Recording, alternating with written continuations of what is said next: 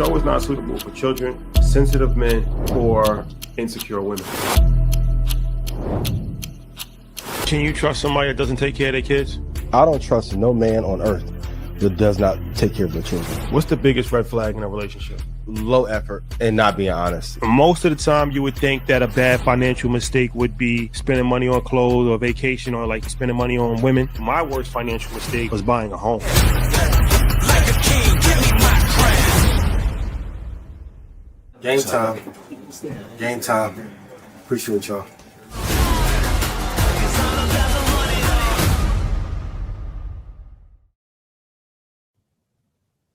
Yeah, we back. We back. Mm-hmm. What's good? Favorite day of the week. I'm not cutting this show short. For everybody that don't punish us because I need the supporters to be louder than the critics. So collective punishment. Sure. But shout out to everybody. I was out last night at a SB party and man, so many people came up like, yeah, I've been watching Market Mondays, I've been tapped in, I've been investing. So I know that, we definitely have to chastise bad behavior when we see it because it's important. Yep. But we also got to celebrate the vast majority of supporters that have made money, that have championed, that have tapped in. But this is Blackout. So this is a little, different situation. This is spicy and dicey. And man, we have a lot to talk about. We got a lot to talk about. A lot of things have happened in pop culture over the last week. Yep. Tomorrow, business, my lord. That's a fact. Tomorrow we got about the Ja Rule. Shout out to Ja. We got Ja Rule coming on, and he got a hell of a story, man. He talked about the Murder Inc., the hit records, the going to jail for tax evasion, the coming back, the longevity, touring money overseas, so much stuff. Legend in the game, man. Yeah, and just a good person as well.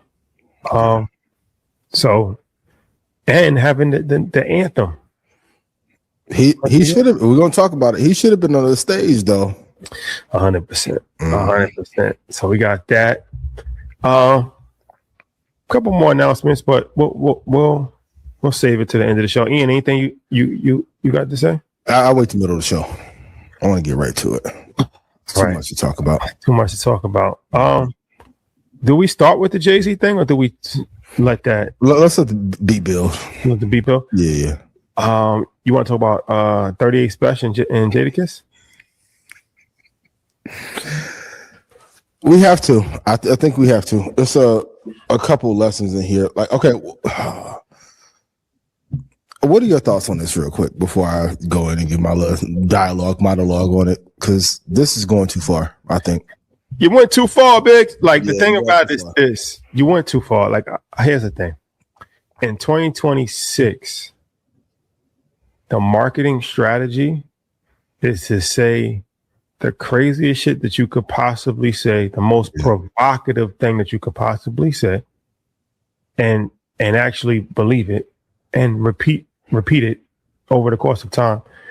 And then there'll be a segment of the population that will actually agree with you. And then you'll go viral. And then people that never heard of you will actually start to have a conversation about you. This has been done for a while now, but now it's like with social media, it's actually just escalating because, like I said, you don't actually have to have anything that's really rooted in any level of like common sense to even have an argument. But if you say it with conviction, people are such contrarians now. Social media has made everybody a contrarian. For views. 100%. Yeah. So like if I said like, because there was a Paul George thing that Paul George was the best player of all time. Remember that?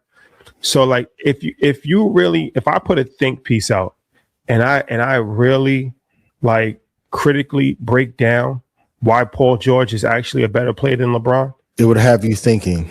And then I repeated it and then I said it. What's going to happen over the course of time is that there's going to be at least 20 to 30% of the population on social media, which is like 1% on real life, but it always gets magnified, that's actually going to agree with that, and that's going to become a trending topic. And then there's going to be people that's like, yeah, you know what? If you really critically break it down, then he actually is better than LeBron, which we all know in no world or universe or metaverse or multiverse is Paul George better than LeBron. No disrespect. No disrespect to Paul. Fuck with you, Podcast P. Hope you have a great season, but it's them two different beasts. Now, 38 Special. Shout out to Rochester, New York, Buffalo, New York, Syracuse, upstate, West New York, the whole upstate region. Griselda, I support their movement. Now he's coming out of Rochester. Okay, got that out the way. Where do we start? Okay. You're going wrong about this from the very beginning because Jada gave you some bars and then you went to podcast about it. And there has to be some level for us to have some level of a comparison. We have to have some level of equal footing, right? 38 Spesh can rap. He actually is a good rapper. Yeah, he's a good rapper. He's talented. But how do you compare somebody who's actually been a staple in hip hop for 30 years, who has albums, features, songs, hit singles, records, battles, versus the whole thing with somebody that nobody knows one 38 Special song? Not one. Nobody knows one 38 Special verse. We didn't know he did a song with Jadakiss. When I say we, I'm talking about the general collective, not the person, not the purist. Yeah, not the backpack like in the lab. That's 1% of the population. The general public who's actually out making money and surviving in the world and taking care of their children and going to sons' basketball games. We never heard the song ever. I've never heard nobody debate. Like, we've heard people debate who had the better verse, Big or Jay on Brooklyn Finest. We heard people say like, then Kanye might have got Jay on Run This Town.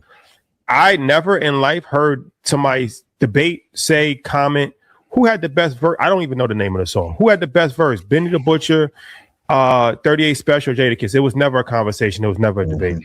But we don't know your music. With all due respect, nobody knows your music. Not one person knows your music. So then they be like, said not one, but not a multitude. When I say one, I'm just saying in aggregate. So it's like, are we like? So you're saying, okay, well, he can rap good.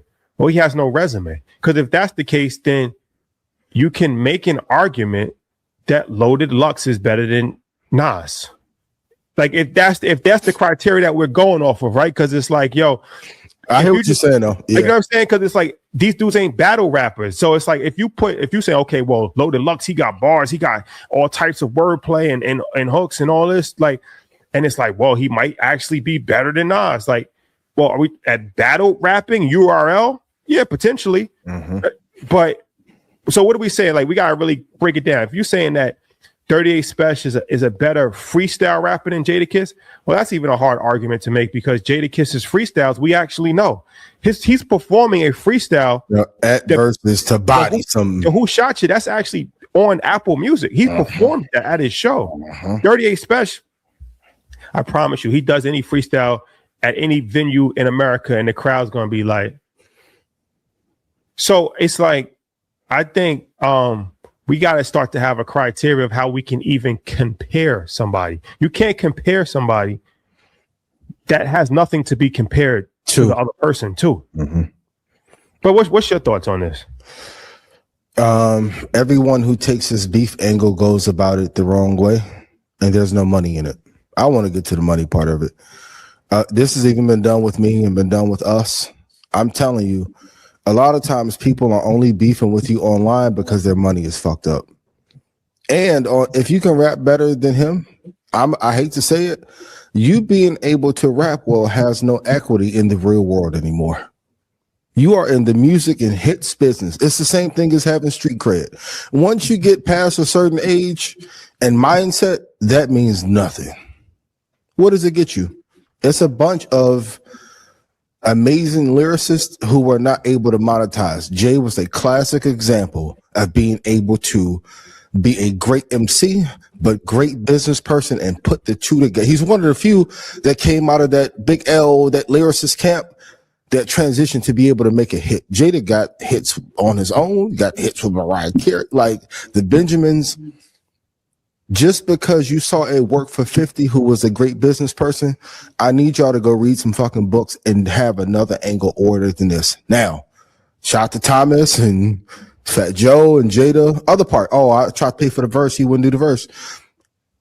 Jada easy to do business with, but if you keep sneaking, if you saying this publicly, you felt like this 2 years prior. So you were saying this, like when some of y'all get to beefing with me and then be like, yo, we need to collab. For what? I was rich when y'all met me. I don't need no collabs. For what? No, wrap it up. Jada is one of the easiest people to do business with. Him and Joe, Rick Ross, they're going to pick up a check. So if you offered, you crossed the line before. And even in this moment, I get you're making your interview runs and I can see the frustration that you're having. But now Fat Joe not going to do nothing with you. Their show won't do nothing with you. The network, I'm just look at all the people associated with them, Styles, who gonna stay away. And the crazy part, you saw Ransom go through this too. And the way Ransom has done business the last 5 or 10 years has been absolutely amazing. Another great lyricist who's become a great businessman. I think too often in our culture, we take the beef angle and realize that shit got Pac killed. It got Von killed, got Rest of Soul, it got Dirk locked up. The beef angle does not work. It works for Hit 'Em Up. Outside of that, it didn't work. It worked for 50. Outside of that, it didn't work. You got 2 cases and 9,000 people trying to create drama. And I'm telling you, the Clippers are making more money off of this conversation than you are. And the thing about it too is I hate when rappers say like I'm not a rapper when you're actually literally a rapper, but he's contradicting himself when he's like, yo, I'm not talking about rap. I'm a businessman. I'm a boss. So why are you talking about rap? Yeah, and one Jimmy Iovine is not having a debate about having a freestyle rap battle and who could break dance better. So if you're going to say, if you want to take the elevated approach of I'm a boss, I'm independent, I write checks to people, then why are you having a 3-week conversation about who has a better verse on a song? And like I said, just to be completely fair about this, because don't come at me, I'm not a rapper. But we don't know your music, bro. Like, with all due respect, I know Kevin Durant is a fan. You actually are a good rapper. You can actually he's rap. tough. Yeah. But it's like that. But like I said, it says a lot about the times that we're in. When somebody, and then these dumbass fans on the internet will actually co-sign it. Like, oh no, yo, you know what? He actually might be better. How do we even compare? Because like, so it's like LeBron James could play for 23 years.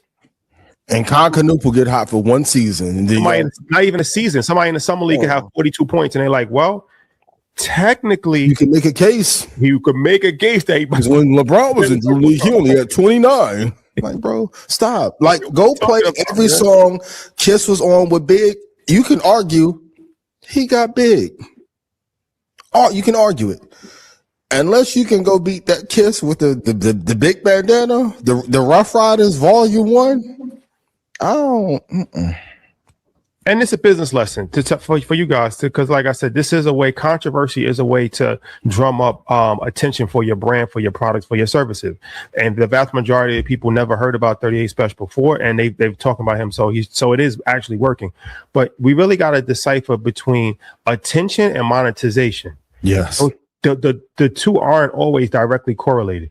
Because I guarantee you nobody's buying his album. His album came out and it hasn't sold any records, right? So he's going to say like, I'm a boss, I'm making money. I'm not exactly sure how he's making money. I don't know. He's independent.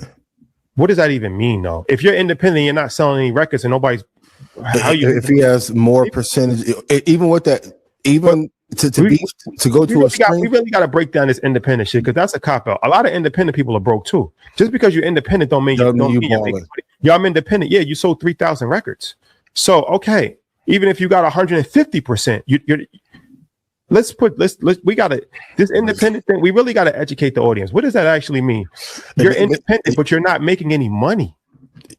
But in aggregate, a lot of them still are making more than signed artists. But the music, I keep saying this, the music is a derivative of my business. So however you want to do it, even being independent, It's only a few who have truly remained independent, have been able to get money from the mob business without being in the mob. And it's usually through merch and concert sales, right? So yes, the splits may be better, but like you said, if you're selling 9,000 units and you're getting 50% or 55%, it's still not a lot to divvy up. I have no issue with it, brother, but I just hate that everyone wants to take the beef and the drama angle. Because I talked about a podcast, something like a lot of y'all are just you, baby. Y'all are view whores. You want to be seen. You don't care about the monetization. You're going to ruin every relationship down the line. Everybody who's cool with Kiss and Styles and Chic and Fat Joe, now they're going to put roadblocks. You're making your life harder doing it that way. And you're in a dying business too. This isn't 2003. Nobody cares about the bar. Write a check to Young Boy. Here's the thing. Let's break this down. Because these people always talk about, I'm independent, I'm making money. So I think, like, let's say you're a regular artist, you're getting pennies on a dollar, right? Like, you got to sell 100,000 records to get, anything like close to like a couple $1,000s, right? But let's say somebody's getting $3 per album, which I don't even know how they're getting that. But let's just say a hypothetical number, $3. That's a lot of money. And today, 2026, $3 per album, that's a lot of money, right? So let's say an independent is getting $3 an album, which I don't even think that they would get that much. But let's just say hypothetically they're getting that. And let's say that they sell 50,000 copies. Yeah. And they're not selling 50,000 copies because 50,000 is a lot of copies. Yeah, and I'm not even talking about streams and nothing. I'm saying whatever that stream equals. Yeah, vinyls. Like it's back in 1996 and you selling CDs. Let's say you sold 50,000 at $3, which is, these are impossible numbers. That's $150,000. Mm-hmm. So that's what I'm saying. Like when you coming in at probably 10 grand to 20 grand for a show. So you're probably no. So we book artists. So I know the going rate for an artist. These people aren't getting $20,000 for a show in no place in America. Rashad. No, I'm just being honest. I'm just being honest with you. So it's like, what I'm saying, but our job is to educate the audience for business, because it's like a lot of shit sounds amazing. So okay, you're not really making no money on your music. Let's be honest. Your booking fee is probably $5,000. That might even be generous. Mm-hmm. $5,000 for your club performance, for your club fee. Merch. Who's buying merch from you? Westside Gun selling merch. Yeah, he moving units. He's one of one. Mm-hmm. Vast majority of these rappers are not selling any merch. Mm-hmm. So if you're not making money from merch, you're not making money. You going into another lane. No, but if you're not making money from merch and you're not making money from music sales and you're not making money from shows, what exactly are you making money from? Shot, that's telling. Maybe I need to be educated more. Some things you can't educate. Vice closed for this exact reason. And then y'all got to be careful with that, because then one of y'all want to be 1 foot in, 1 foot out. Chill out. So, but prayers and blessings to all. And also to the other part of the beef, and then now you run into somebody like Capo or somebody like that who gonna take a different approach. Yeah, I just don't like it, man. You gonna run into the baby, and he gonna take a different approach. It's a level of governance. If you did better on a song than somebody, so what? Who gives a fuck, bro? We don't know the song. And for you to just carry on, just disrespect one of the greatest rappers of all time, somebody that's been a staple in New York, but hip hop for over 30 years, it's tasteless. It's very tasteless, and it's a low level of class that's being shown. It's disrespectful, and it's not going to work in the long run. Yeah, you're going to go viral in a minute, but 3 years from now, 2 years from now, 18 months from now, it's not 3 weeks. It's nobody's going to be talking about this, and then you're going to be ruined a bunch of relationships, and you're going to be back, trying to do freestyles in the dying business. I don't know if most of you who are in the music business, you can speak on this better than I. But from the people that I know, and I've been saying this for a while, the music business has been died, and the corpses that are remaining, they're selling it all to the tech bros. They don't even care about the music. That's why they're letting. What's my man who got the hit from AI, and he act like he sung it? Slap. He's not going to be the only one that uses Suno for a hit, and he's going to fake perform it. They don't care. They care about the revenue share that they can get from Spotify, even DistroKid getting sold off. They're telling you, we don't even care about the artistry no more. We care about the tech and the IP and the tech more than anything. Yeah, stop it. Stop it. Just stop it, please. Stop it. And don't come at me. I'm not a rapper. I'm just the guy on YouTube that talks about finances. Okay. The moment has come. Let's talk about this Jay-Z situation. So much to unpack here. We got a guest that's gonna come up for this segment. Let's bring the guest up. Yo. I said no way, Ian. I said no way. No way out about Jay, and I'm not here. First of all, I got a question for y'all brothers. Do y'all invest? Shout out to Ebro. Salute Ebro. Rosenberg. I want to make sure all my friends need to invest. I just want to make sure. I want no name. Or you're a hoe. Ebro, you's a hoe. Let me see if I can get Ebro picked up real quick. Your call has been forwarded. Oh no, don't duck me now. Hold on. We got to thank him for the infomercial. That was fire. That was fire. You know, marketing never turns. Ebro, what's up, my guy? I'm about to jump in this interview with AZ Tribe. Okay. I'm gonna let you go, but I just want to know, if I don't invest in the market, am I a hoe? If you what? If I don't invest in the market, am I a hoe? I'm live on Blackout. No, you're not a hoe if you don't invest. You're a hoe if you're critiquing investments and you ain't got no money to invest. Then you you's a hoe. Yo, have an interview. I'm gonna hit you later. I said that you's a hoe. All right, man. Ebro crazy, yo. Hey, to my team, hey, for my InvestFest intro. Leave him alone. Let me tell you why you a hoe though. that's my favorite. But you gotta let people know sometimes, because just to call somebody something without the full context of why you're calling them that leaves room for misinterpretation. So it's like, look, I'm gonna call you a hoe, but more importantly, I'm going to explain to you why you are a hoe, so you can correct the behavior that makes you a hoe, so you won't be a hoe. I'm gonna be honest. I know all that shit I said about 38 Spesh like 5 minutes ago. If one of y'all called me a hoe in the interview, I'm gonna tell the whole building. I'm gonna go viral for another reason. Nah, to call you a whole pussy bitch in the same sentence is diabolical. And let me tell you why. I'm gonna tell every Sigma camera in that mother. What they call Leica. Yeah, interview's over. The whole interview over. Studio mic sniper. Yeah, for real. Last show. All right, the moment has come. Jay-Z did a concert in Yankee Stadium 3 nights in a row. I'm sure you guys have already heard about this. Indeed. So we're gonna give you the full breakdown. I was there Saturday and Sunday. Troy was there on Friday. I was there no days. I'm still in that. Friday, Saturday, Sunday. Yeah, that's what I said. Friday, Saturday, Sunday. So Sunday, we got to talk about Sundays. That's a segment within itself. Mm-hmm. You want to start Sunday? Let's start Friday, and we'll get to Sunday, because I think there's a couple of conversations that we can have inside of this Hov weekend, right? Like, there's the actual concert, there's the actual appearances, and then there's the logistics and security.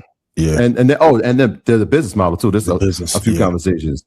So I'll do quickly. Friday, obviously, was the opening night, and I know we kind of had this theory, and I feel like we've done this before, Shadi, when we've gone to the opening night of a show, and it's like, all right, let's get the rust off. I feel like when we went to the Bad Boy 30-year reunion, we were like, sound was a little bit off, timing was a little bit off, cadence was off, and the next night it was like, oh, that's the show. And so Friday, logistically, I'll save that piece, but that was an issue. But watching Jay get on that stage, obviously, it's reasonable doubt there was just something different about the energy. And I think I've heard a lot of people allude to the energy was a little bit different. Obviously, a lot of that crowd maybe are day one fans, but there was a lot of the crowd that wasn't. And so when Jay goes into one of his wordier albums, which is Reasonable Doubt, they're not keeping up with them. They can't follow it. It just don't hit the same. They're not stadium anthem records. And even for him, like, I'm so used to him performing at the highest level. Like, this is like in terms of like command, to see him be off a little bit, to see him forget words a little bit, to see the sound be off of him. It took me back a little bit. Even when Beyonce comes out, her mic wasn't on. The moment that I was kind of anticipating, obviously we can't skip the Nas thing. Anytime I see Jay and Nas, oh my God, you know, that's just sentimental. Obviously, everybody knows our history with Nas. Seeing those two go back and forth with their records, that's the first time I've seen them on stage. Prior to that, I've never seen them go back and forth in a medley and filling in each other's words and background vocals. That was dope. That Foxy moment though, man, I was anticipating that. I hit Gav. I wanted to see that, bro. So the rumor is that she was there. I don't know how true it is, and there may have been some jitters and she didn't go on. So I thought that was one. The Jazz moment was dope. Yeah, I love that. Seeing him pay homage to a guy that obviously he started his career with in '88, with Hawaiian Sophie. Seeing Original Flavor, some of the guys that were part of that be there as well. But him saying like, yo, if y'all want to give anybody credit for my career, this is the guy. And then Jazz at his age just destroys his verse. Obviously, Source Money wasn't there. But I think the highlight for Friday, I think when I saw Blue Ivy get on stage and get on that piano and do the feeling it.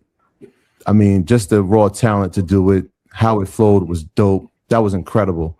And then Alicia Keys, obviously Alicia Keys coming on stage, them doing Empire State of Mind was incredible. Like, I thought that was fire just because of the moment. They had done that at the World Series in 2009. That was just incredible. So like when I was thinking about it, I'm like, yo, I'm so used to him being on point, him having that cadence, him having command, and he didn't quite have it. So I was like, yo, that looked like Jay with the 45 on. That wasn't Jay with the 23 jersey on. His first night jitters, you can tell he was afraid. And they're not afraid, but a little bit nervous. And then can you talk about the technical parts of like this happened at InvestFest? We've done other shows. The AV and the mics don't always be right. AV is so important. And you can see that it was struggling. People were getting drowned out when they came out and featured with him. At one point, and this is crazy, I've never seen this happen, especially at his show. The sound man actually runs out on stage and tries to switch out his battery pack. Right, he tries to hide it and then when Jay looks at him, he's kind of like, he doesn't know what it is. He thinks somebody's running up on him, and he's just like, yo, smacks him out the way. So he couldn't when Niggas in Paris came on, the actual mic went out, and so he couldn't catch his rhythm because he couldn't hear, and so he's listening to the audience trying to vibe, and it's like a helpless feeling. Like, what do I do? I'm in this moment. I got to go with it. He's a professional, so he did it. But just watching, I'm like, damn. Yo, like even at this level, there's technical issues that you just got to keep going with. But like in true fashion, he finished the song, and obviously I'm thinking like, all right, sound issues night one, night two, they got to be better. Let's get to the bullshit. Let's compact this whole conversation. Let's do the highlights and the negatives, and then we're going to talk about day three. For me, let's talk about the negatives first. Teyana Taylor, that was crazy. Oh, hold on. Why not? Like, you was at night too. The whole weekend. Let's do the whole weekend. Oh, you just gonna do the whole weekend? Okay. Teyana Taylor, that was crazy because, like I said, day three, that's going to get unpacked. Teyana Taylor, that was crazy. Usher was a little random selection. We talk about that. It was seemed a little bit of forced. Mm-hmm. Yeah, Usher gyrating to Heart of the City. Listen, that was night three though, right? Yeah, that was night three. That was night three. But the boy had been in the back drinking, yo. We're gonna be honest. Charlie, this is why I say like it's important to talk about night two because it gets to night three. Why is that's why I'm gonna get to night two? Eminem, Marshall Mathers. I have made two predictions. I say he's gonna bring Nas out for the first night. There's no way he could not bring Nas out. Yankee Stadium, New York City, dead presidents. It just is impossible. Right. And I also said it's impossible for him not to bring Marshall Mathers. You gotta bring Marshall out. Get through the Blueprint album and not bring out Marshall Mathers. So when Marshall came out, that was ill because that was dope. Marshall, he touched the stage, and that was something that crazy. Really, Here's the illest part about the Marshall Mathers thing. The last time they did that song was the last time that Jay performed at Yankee Stadium when they did the stadium tour and they went to Detroit and New York. Yeah. They had done that. So that had been the first time since then, which made it dope. Night 3, the best concert I've ever been to in my life. And I'm somebody that does not enjoy concerts. I actually Well, when you said that, I was like, really? Because you're not really the concert person. I don't enjoy concerts at all. But Night 3 was the best concert that I've ever been to because the amount of effort that he went through. I mean, he brought out Rihanna and Jay-Z and Usher. I said Rihanna, bro. I did say that. What are we talking about? That's like bringing out LeBron, Kobe, Mike, and Steph Curry. Oh yeah, Michael Jordan. You know what I'm saying? Like, I mean, he brought out those 3. Mm-hmm. Then he brings out Pharrell. Then he brings out the Clips. Then he brings out Swiss Beats. Then he brings out the Joe and Jada. I didn't even stay to the end of the show. I didn't even see that. Oh, yeah, they came out. But outside of the guests that came out, which was Jeezy, Jermaine Dupri, JD. And it's crazy. They could have left Jeezy, but I'm like, the song he got with Jeezy, that's one of my favorite Jay-Z verses. I never saw him perform it before. But you could just tell that he was kind of like, I know I gotta deliver because of everything that happened. And because he went for 2.5 hours straight. He ain't take no breaks. He was like, he gave it effort. Like you could tell he gave effort on Saturday too, but you could just tell it was like, I'm not bottom of the knife, no pun intended. You know, I gotta deliver because this shit is historically bad as far as what happened. And we're gonna talk about that. Pre-show. Historically bad. The worst ever. Can we talk about NYPD? I think sabotaged the show. Hold on, because before we go there, because you made it, and we had a conversation in the car. This is our 3:30 in the morning conversation when you said this is the best concert you ever been to. I didn't agree with you, and I feel like that's fine. Like that was your opinion, and the reason is because the Jay-Z I saw on Saturday, I was like, oh, 23's back on stage, because of the command he had with the M situation. Even the Pharrell situation was dope. Allah is my favorite song. I've never thought I'd see him and Pharrell performing it. That was an incredible moment. But his command on Saturday, the vibe on Saturday was, I'm like, all right, that's the guy. That's 23. And I've been. You thought Saturday was better than Sunday? No, I think that was the best. His performance. I thought that was the best Jay-Z I saw was Saturday night. Because Lou, I think Sunday was the best. Because the best, He also said that. He didn't say it was the best Jay-Z performance he's ever seen. Yeah.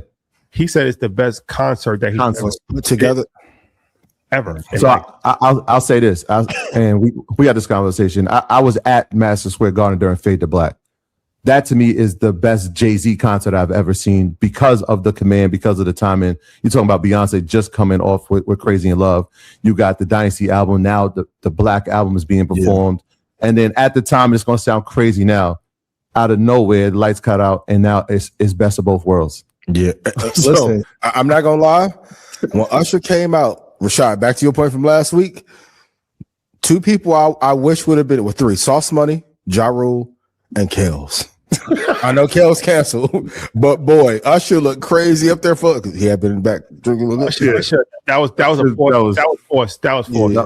So see, like the flow of Fade to Black was like I put that above it. Jay-Z and Friends when Kels canceled, Jay-Z and he brought just everybody. I thought that. So it wasn't the best Jay-Z I saw. Now, obviously, this is the most historic. I mean, just for the things you name, Beyonce, Rihanna. When will we ever see that? When have we ever seen? He put on a festival in one day. Like if you said the ticket, Jeezy, Usher, Rihanna, Rihanna. It's free. That's a festival, bro. The Grammys couldn't have done that. There's no festival that could get Jay-Z, Beyonce, Rihanna, and Usher. Let's stop there. Let's stop there. Over 100%. Let's just take a minute to, if we have a flyer, you know how they have the flyers and they have the names on the top? Yeah. If we have a flyer and we have Rihanna, Jay-Z, Beyonce, and Usher at the top of the flyer. Yeah. That's $10,000 a ticket. Easy, bro. And people paying it. That might, what we saw Sunday might never happen ever again. And he might be the only person that can do that. It will never happen again. Until he decides to do it twice, right? It will never happen. I always say take a picture because this moment that you're seeing right now, it'll never happen again. Oh, the final let alone the people who were there. Yeah. Oh, everybody was there. Movie. Everybody was there except for Ian. Except for me. I had friends calling me, yo, you not here? Yo, even Kevin, hey, yo, you need something? I'm like, I'm not even in the city. Like, why? He hit me today. Yo, I got you for London. Don't even. Yo, nobody, everybody. Everybody. Why didn't you go get Deuce McBride out the...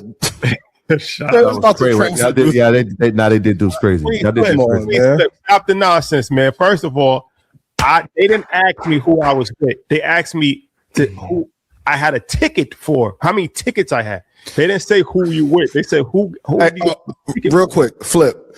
You gotta quit calling Rashad Troy. He gonna laugh because he got to be personable in the media, the celebrity, and all that. But deep down, he hate that shit. Call my man by his name and call Troy by his name, which is Troy. Yo, my bad. So I had to bring up the sound part, Shotty, because that's what made the Teyana part tough to watch. That's heartbreaking. Yeah. Because that was bad, bro. And you know, I mean, she got on Instagram and obviously, you know, apologized and was thankful for the moment. But when you go on stage and you can't hear anything, and you're trying, but he was trying to coach. He was trying to coach her. He was trying to coach her through it, and it just didn't work. But that's why I said to understand on Friday why the sound's not working. By Sunday, that sound got to be on point, bro. But this is what I said, and then we'll go into logistics after this. Yeah. Tiana Taylor, with all due respect, because she's iconic. Not Tiana. Tiana Taylor, she's not even supposed to be up. So the sound issue shouldn't even matter because she's not even supposed to have the opportunity to be up there. Like I said, this is listen, hear me out. These are songs. This is songs. When you have Mary J. Blige perform that, the only person that can do justice to that song, if it's not Mary J. Blige, is Beyonce. What I compare it to is If I Ruled the World. I Ruled the World is so iconic. Mm-hmm. And a large part of reason why it's so iconic is because Lauryn Hill's vocals on that. If Nas does If I Ruled the World over, he gotta have Lauryn Hill perform If I Ruled the World. If he doesn't have Lauryn Hill perform I Ruled the World, he gotta have like a Mary J. Blige, or he gotta have like an Alicia Keys. Yes, Nas can't put. You talking about caliber of he can't have Tiana Taylor saying what? If I ruled the world, I free all my sons. But I think he's right up to the sun. Like no, we don't want. This is Ian. This is the car. This is the car argument. Yeah. Now here's what I said to him in the car, 3:30 in the morning. I said, yes, we all wanted Mary, and we wanted Mary on Friday night. Like yes, Beyonce, of course, but you did it again on Sunday, and we didn't get Mary. When he did Roots Picnic, he didn't have Mary or Beyonce. He called Jasmine Sullivan. Jasmine Sullivan killed it. From Philadelphia, that's different. From Philadelphia, vocalist, soul music, different. So Tiana's from Harlem. It was a New York thing. It just was never known for being an elite vocalist. She's not an elite vocalist. Okay, she can sing, bro. And if he didn't get married, who should he have got? Yeah. Okay, let me finish. If he didn't get married, he should have got Beyonce. She was there. If Beyonce is like, look, I already did it the first night, I don't want to do the same thing third night. Same thing. Then you have Alicia Keys potentially do it, or you just play the music, and you don't have anybody sing it, and you just have the music actually playing. Like he's done that for all the other songs, like when Biggie used to like that. Like you just play the music. Sometimes it's better just to play the music than to have put some, because you put her in a bad situation, because no matter what she did, but the AB not being able to hit, and speaking to this being on stage, there's nothing more frustrating when the AB team messes up and it makes you look bad. Like I feel bad for her. I think if her mic is on and the sound's working, we're not even having this conversation. She's gonna kill it. Once she couldn't hear and she hit the Millie Rock, I said, it's over with. I don't think she knows. It's a great lesson in not panicking though. No matter what happened on that stage. I mean, it is what it is. It's game time. You gotta do what you gotta do. Ain't no turning back. All right, let's talk about logistical nightmare the whole entire weekend. I wasn't there Friday, but I was there Saturday. I got there Saturday. I'm gonna give him a 45 second on Friday. VIP ticket, floor seat holder, all the things. Bleacher seating right behind on the stage. Bro. The lines, and if you've ever been to Yankee Stadium, there's like 8 gates, right? It's 8 gates. On Friday night, there were 3 open. I think it was 2, 4, and 8, maybe 6. You can't enter through every gate, right? If you got floor seating, you have to enter through a certain gate. On that night I went, it was 8. The line was an hour wait, maybe if you're lucky. The VIP was 30 minutes, right? These are the highest paid ticket purchasers. You get a band to get inside of the arena, to the stadium. You wait in line for another 30 minutes to get another band. They take your ID, right? Your ID gets you another band. By the time you're entering, after you've checked your ticket, you've waited in line for another 45 minutes to get a vinyl and a band for you to walk on the floor. So I'm like, yo, we're going to get there early. I'm always like, I want to get there early. I want to make sure I'm good. I walked in and I promise you the screen went black and then the show started on Friday. I went earlier Saturday, same thing. Sunday, let's just start there, Shai. You start with your experience. I'll say mine. Logistical nightmare on Saturday. The lines, I had never seen lines like that. Luckily, I was in a suite, so there was no line for the suite. I got right in. And leaving, it took at least 2 hours to leave the Bronx. It was a logistical nightmare leaving. Yeah. I never seen anything like that before leaving the concert. Mm-hmm. Agree. Okay. So being that I had the information from Saturday that Jay-Z doesn't get on until 9:15, I don't have to wait in line because I have a suite ticket. So I'm like, all right, cool. I get there 8:30. So I got there 8:30 on Sunday. Lines is crazy like Saturday, but this is how I knew there was going to be a little different. The NYPD had much more of a presence on Sunday than they did on Saturday. 100%. There's a bridge from Harlem to the Bronx that leads to Yankee Stadium. On Saturday, we were able, that bridge was open. You could drive right up to Yankee Stadium. On Sunday, they closed the bridge. I seen Charles Oakley out there talking to a cop on a pull-up. I'm like, okay, that's a little different. So we had to get out the car and walk to Yankee Stadium. Same. Well, okay, cool. So we walked to Yankee Stadium. Shout out to PJ Kev. I see PJ Kev. I'm in his suite. He like, yo, come. We about to come in. I'm like, all right, cool. So we go in the suite entrance. Seen somebody like, yo, bro, I watch, you know what I'm saying, Market Mondays, Blackout. Just say I'm with you. I said, I can't do that, brother. Can't do it. Yeah. Sorry, brother. Sorry, Flip. I just nothing. can't. That's crazy. That's crazy. That's crazy. Keep the wild shit. So it's 8:30. So I'm like, all right, we cool. We cool in the game. So we wait a couple of minutes because PJ Kev had to get a couple more of his people in. So he like, all right, we gathered the troops. It's like 10 of us. Mm-hmm. So we're like, all right, once we got everybody, all right, cool. Now let's walk in. So we, you know what I'm saying, we go through the metal detectors.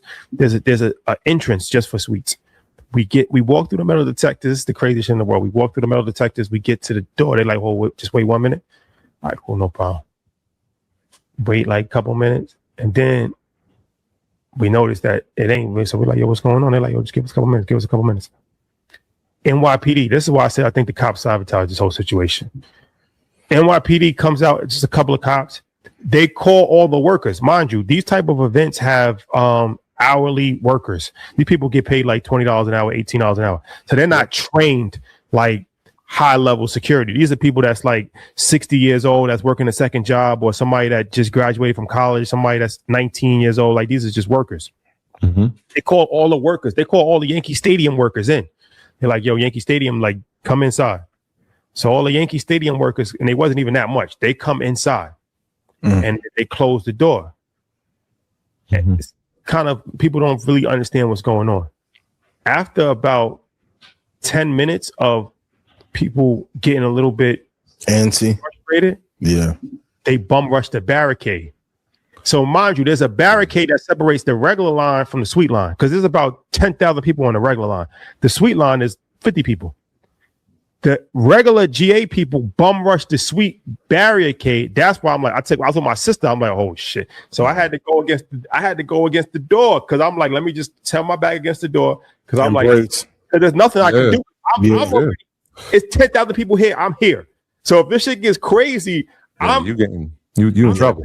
So I'm like, so luckily it didn't get crazy, but they tried to bum rush. They tried to do that. Yeah. So I'm like, well, let me get on the other side of this. So we left, we go on the other side. So I'm going to speed this story up. that was at 8:30.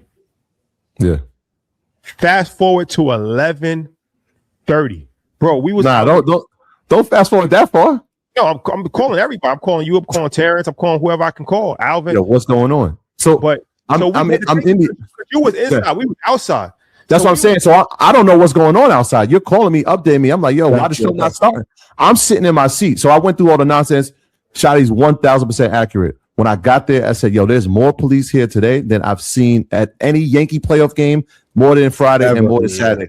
I walked from the Grand Concourse. So if he walked from the Harlem Bridge, if you know the Bronx where Yankee Stadium is, I'm where the train station is. I had to go up a couple blocks. I had to walk. The police cut off the street. I had to walk it. Went through the same nonsense with the bands and waiting in line. But I'm sitting down wondering, why is the show not starting? Yeah. When he's calling me like, yo, they're not letting people in. I'm like, oh, that happens. Yo, Tom, he keeps calling me like, yo, they're not letting people in. Like they shut the stadium down. I said, now I'm thinking like, yo, this is about to be a stampede coming in here. Yeah. Right. People still don't know what's going on.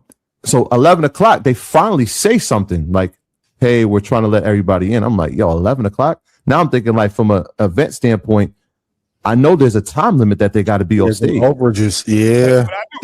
I knew we were screwed. Here's how we knew we were screwed outside. Because it's like when I first got there, they playing music. Like they got the DJ on and D-Nice is playing music, right? So you can hear Yankee Stadium is an open stadium. Yeah, so you can hear the vibe. At 8:45, 9 o'clock, when they stopped playing the music, that's what D-Love told me. Like, yep. Oh shit! Then we got word that they locked. The venue is locked. So now we outside. So the outside shit became a movie because, mind you, we outside. There's at least 10,000. I think it was 20,000. Thank you. But at least 10 to 20,000 people was outside, all wrapped around.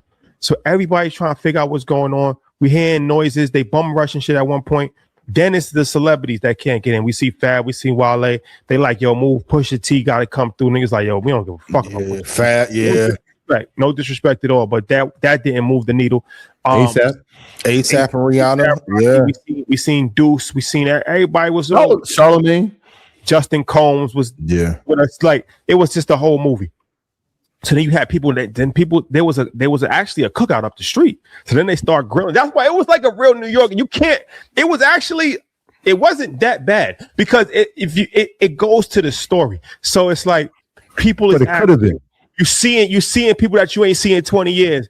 They calling you out. I seen a dude from Queensbridge. He's talking about how we gatekeeping the information on market. Like it's just so much random that's happening. It's lit outside. It's like a block party. Hey yo. He's telling me this 10,000 people. I'm like, Shotty, there's no way. Because I'm in the joint and I'm like, yo, this shit is almost packed. There's like 40,000 people. So I'm like, if there's 10,000 people outside, where are these people going?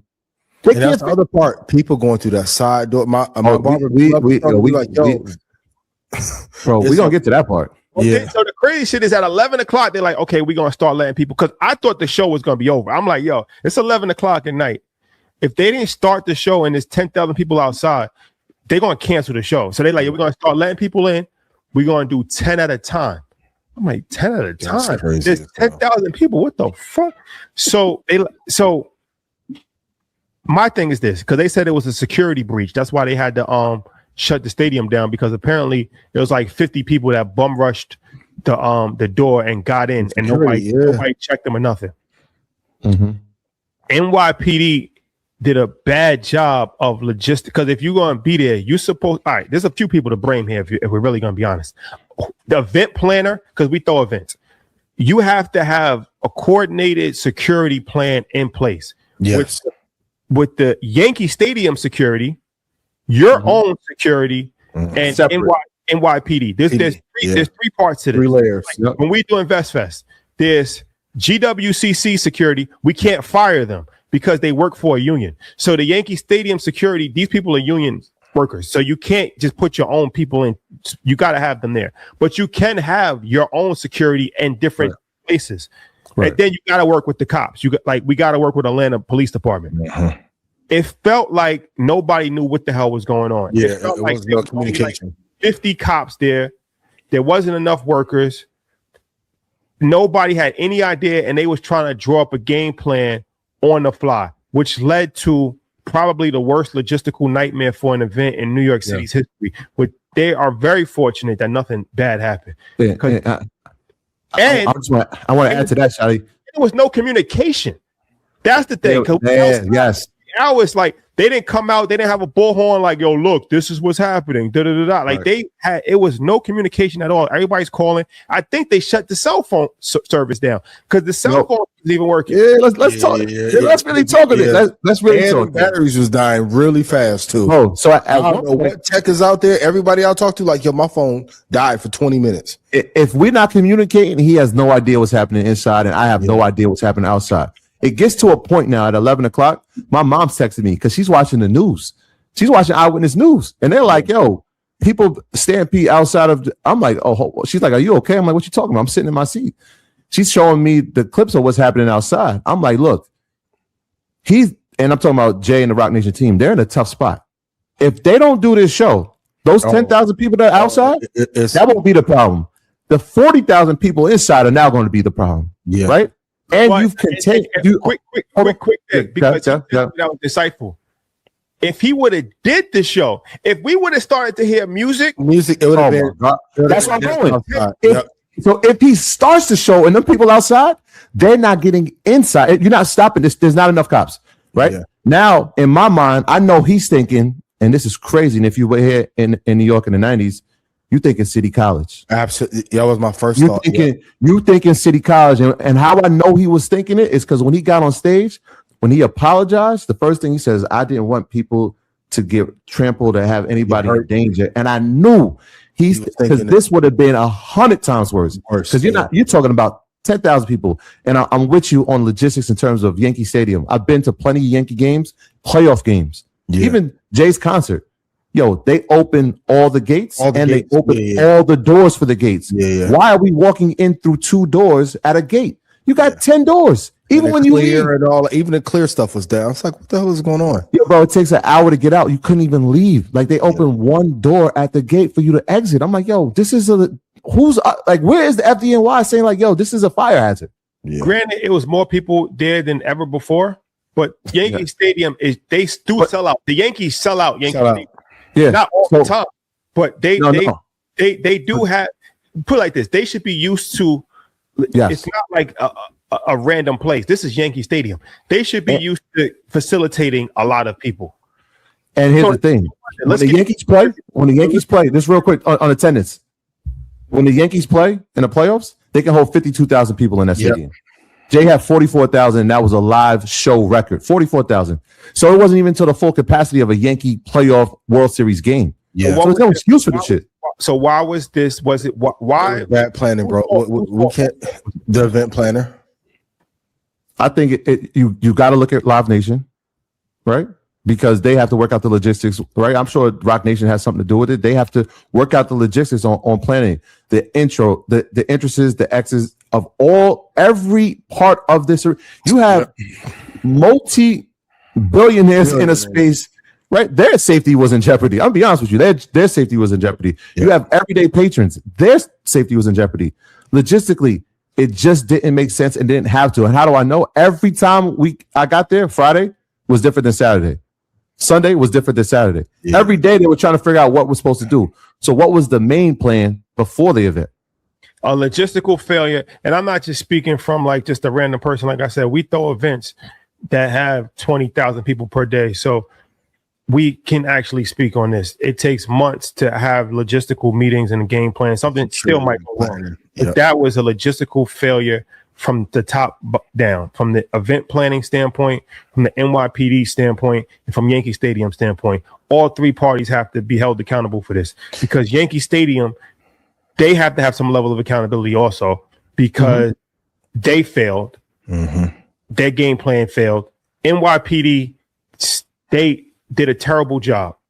100%. There's no way to sugarcoat it. They did a terrible job. They came in heavy-handed, and you can tell that they wasn't prepared. And event planners, they didn't have a game plan.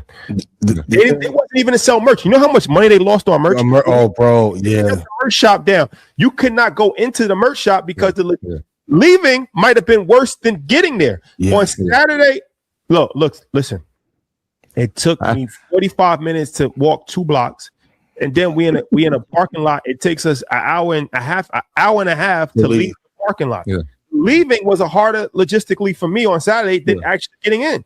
the reason, so Danielle actually went to get the merch, but because the show was delayed, she was able to get it. The line was ridiculous. Even the workers in the merch line, she was like, I'm not sure if they understand or they're intoxicated. Like it was terrible. I will say this. We got to give a lot of credit to people in New York City. To New York City. Yeah, because I had a lot of friends that went from out of town. They said, yo, this the friendliest invite for how hostile it could have been. It was like, we got to give credit, bad, bro. You got to give credit. We got to give credit to everybody that was in that space that waited for 4 hours. There were maybe 1 or 2 altercations, nothing crazy, but that amount of people that have been drinking, been smoking, been waiting, huge. Yeah, right. They had to close the bar. They had to close it. Yeah. Let's also give credit when credit is due. Jay-Z, he's the only person that could have done this from a few different 100%. standpoints. For sure, yeah. The Yankee Stadium thing was a great idea because it's a lot different than going to MetLife. He could have went to MetLife for maybe 1 show or 2 shows, potentially 3 shows. Who knows? That's the football stadium where the Giants and Jets play. It's in Jersey. It's completely different. When you in the Bronx, I went to a block party. Shout out to Nick Storm. It's Crew Love. They had a block party on Saturday. Before I went to the Jay-Z concert on Saturday, I walked up. They had a block party. To do something in the Bronx. You got the train. People thought the train was part of the show. They like, oh, that's a real train. I'm like, yes, the train right there. Like, look, there's no place like New York City. And to doing the show in the heart of the Bronx, it just brought a different element. It wouldn't have been the same if it was in, even if it was in Madison Square Garden, it wouldn't have been the same. Barclays Center. It wouldn't have been the same anywhere. Like, cause you in the heart of it. You're in the thick of it. Yeah, you in the birthplace of hip hop. Yeah. But it's not even just the birthplace, it's the elements. It's New York City. It's people cooking outside. It's a block party. It's you in the hood. That's the Bronx. You in Highbridge. You're in Highbridge. Don't ever forget. Yeah. If you go to the Yankee Stadium and you think it's sweet, keep your head on the swivel, my boy. Yeah. Highbridge, home of Cardi B, home of my son, home of April. Yankee Stadium is in the middle of the shit. So Kanye could have sold out Yankee Stadium. Chris Brown could sell out Yankee Stadium. But what I'm saying is that the cultural element to it, when you seen 10,000 Timbs, 10,000 people with Timbs on, 15,000 Yankee hats, like the authenticness of it. Every block is playing a different Jay-Z song. Like, every block is a different culture. I never seen it like that before. It was the most New York. It was the most New York. And New York thing. And on top of that, goes back to internet fame versus real life. Top of the year, a lot of people were saying, "Oh, he lost it. He da-da-da-da."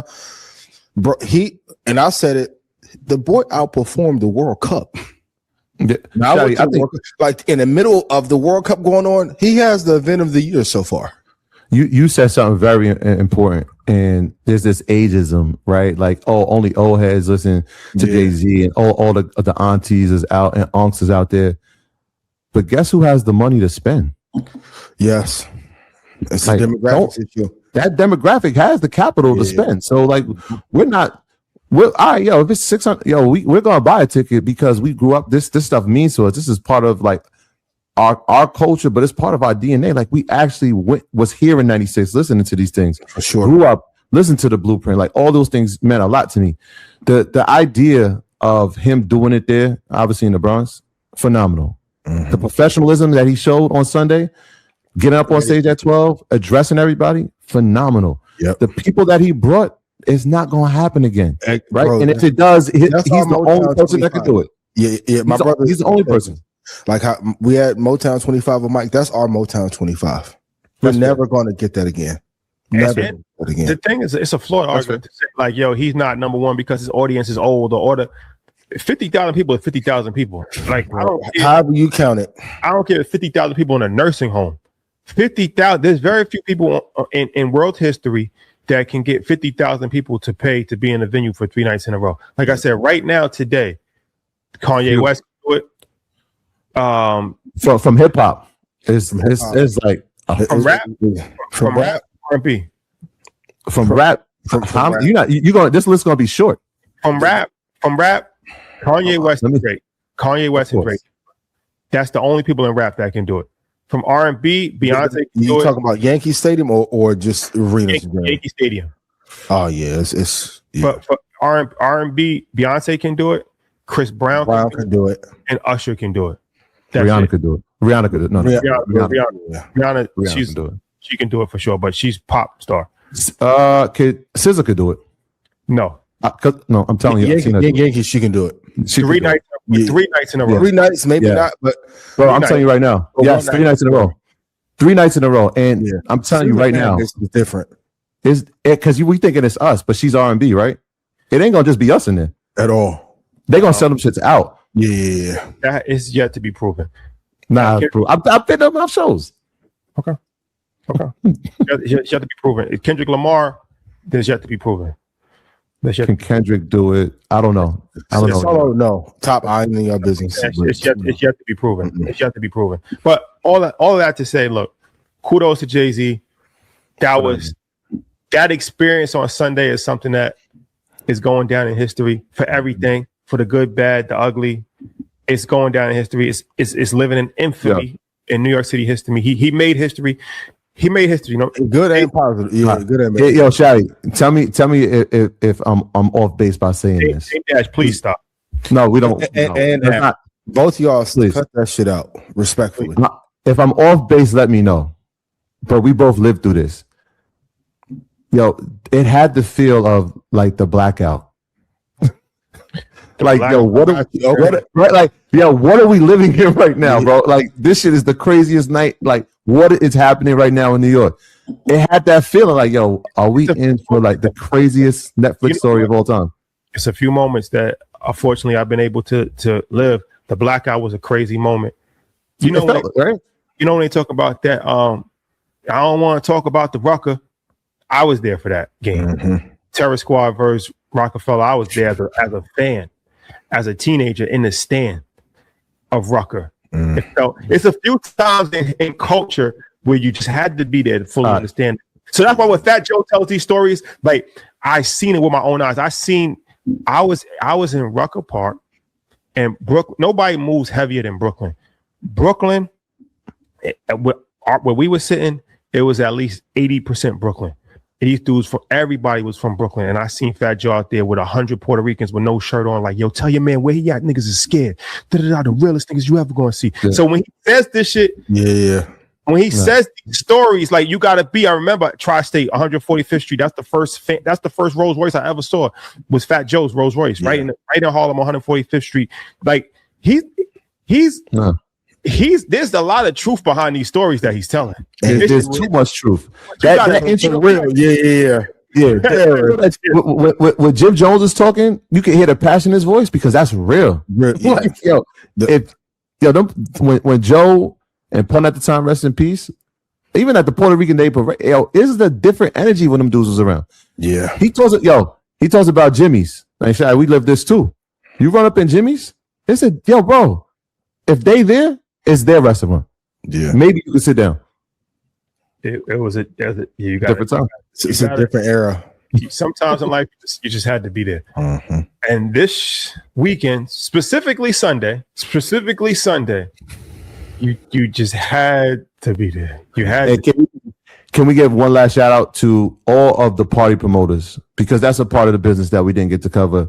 Sure. And I said this to them. I'm like, yo, think about all those people that had after parties, that booked out venues, that booked artists. Oh my God!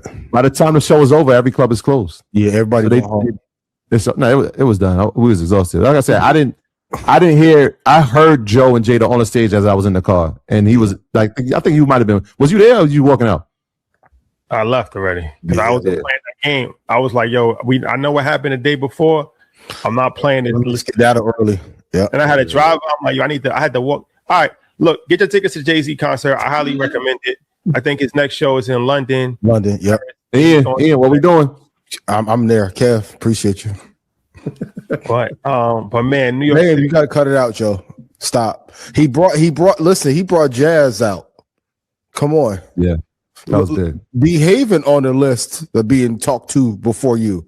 Chill out, bro. Damn, I love you. Please, I love you. You gotta stop, bro. Art of Dialogue, please stop the interviews, man. Shout to Art. Salute. Get your monetization. I ain't mad at you, bro. Salute. Yo, I'll say this though. In closing, Man, I hate to just keep beating a dead horse, but there's no place in the world like New York City. Because even when he does LA, even like, man, that was such a good idea.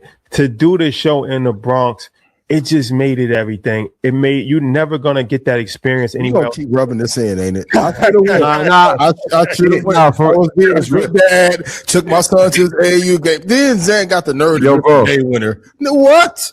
Here you go tell me what it. Yeah. Oh, he hit the game winner? He missed. Oh damn. Nah, you could have went. I was with Alvin. Shout out to Alvin. And we walked out and we walked into the car. On 164th, there was Dominicans having a barbecue. By the time we got to 165th, it was Brazilians having a barbecue. Mm-hmm. By the time we got up to 166, it was Puerto Rican. I'm like, yo, bro, we just saw 3 different cultures in a 3-block radius. Yeah. Just outside, kids outside. It's like 1 in the morning. Hey, it's New York City. Like 2:30 in the morning. No, I'm saying Saturday. Right. Sunday, I wasn't playing that shit. Right. Man, I appreciate you. Yeah. Yo, love is love, man. Shout out to Hov. Y'all already know where he's at on my list, man. But we'll add this to the legend of Hov. All right, back to our regularly scheduled programming. Sorry, but we had to have a special. We had to. It's a special moment, and you got to give him credit. The breath control, the poise. The kid, he been in the gym working out like Peter. Peptide. The peptides. Peptides. But he looking. Yeah, no, he's brolic. He lost a lot of weight. You see the before? They did the before and after. Before and after. And that's another part. Shout out to my boy. Need the new number. Sometimes you can make. Okay, so I'm seeing the clips my friend posted. I'm seeing you posting. I'm seeing a whole lineup of who they about to double back on a click up on Drake. Going back to Spesh. Pharrell said some slick shit. He said, "I hope you kill all them niggas," and you know what I'm talking about. You have to have allies if you choose to go to war. My first thought, West Coast Reds, you're going crazy on the Hovey baby. You're going to bring Kendrick out, Dre out. Them shows going to be something special, but now he getting his energy back up, creativity back up, and the other part too. Shotty, my homies who was out there, they told me this is the best collection of art they didn't see in New York in a long time. Rashad, for that reason alone, at Warhol here, Basquiat here. Yo, real quick, because we gotta say this. Yo, real quick. Yo, the helicopter flyover. Yo. That's the helicopter for the spotlight. And then the people was on the screen, the jumbotron. I just gotta say that. We got that. Love. Yeah. Well, you know what crazy thing is me, and this is I don't go to concerts like a regular person because I go to concerts as a person that actually is involved in events. Yeah. So I look at different things. I think it's a little differently.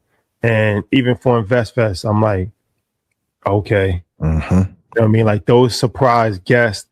I realize with these musical concerts, the surprise guest plays a major part in that. And so, all right, when we started Invest Fest, it was like nobody was thinking about doing pyro and like nobody's thinking about bringing a surprise guest to a business conference. We had one a couple of years ago. It's called Stay Tuned. It's called Stay Tuned. And that's why I always say, like, for those who hit me now, like, yo, I want to be on stage. You need to plan a year in advance because your competition is not me or anybody. Your competition is Jay, Kanye, Bad Bunny. Like last year when I went to Bad Bunny and saw him, I changed my whole presentation and shit around.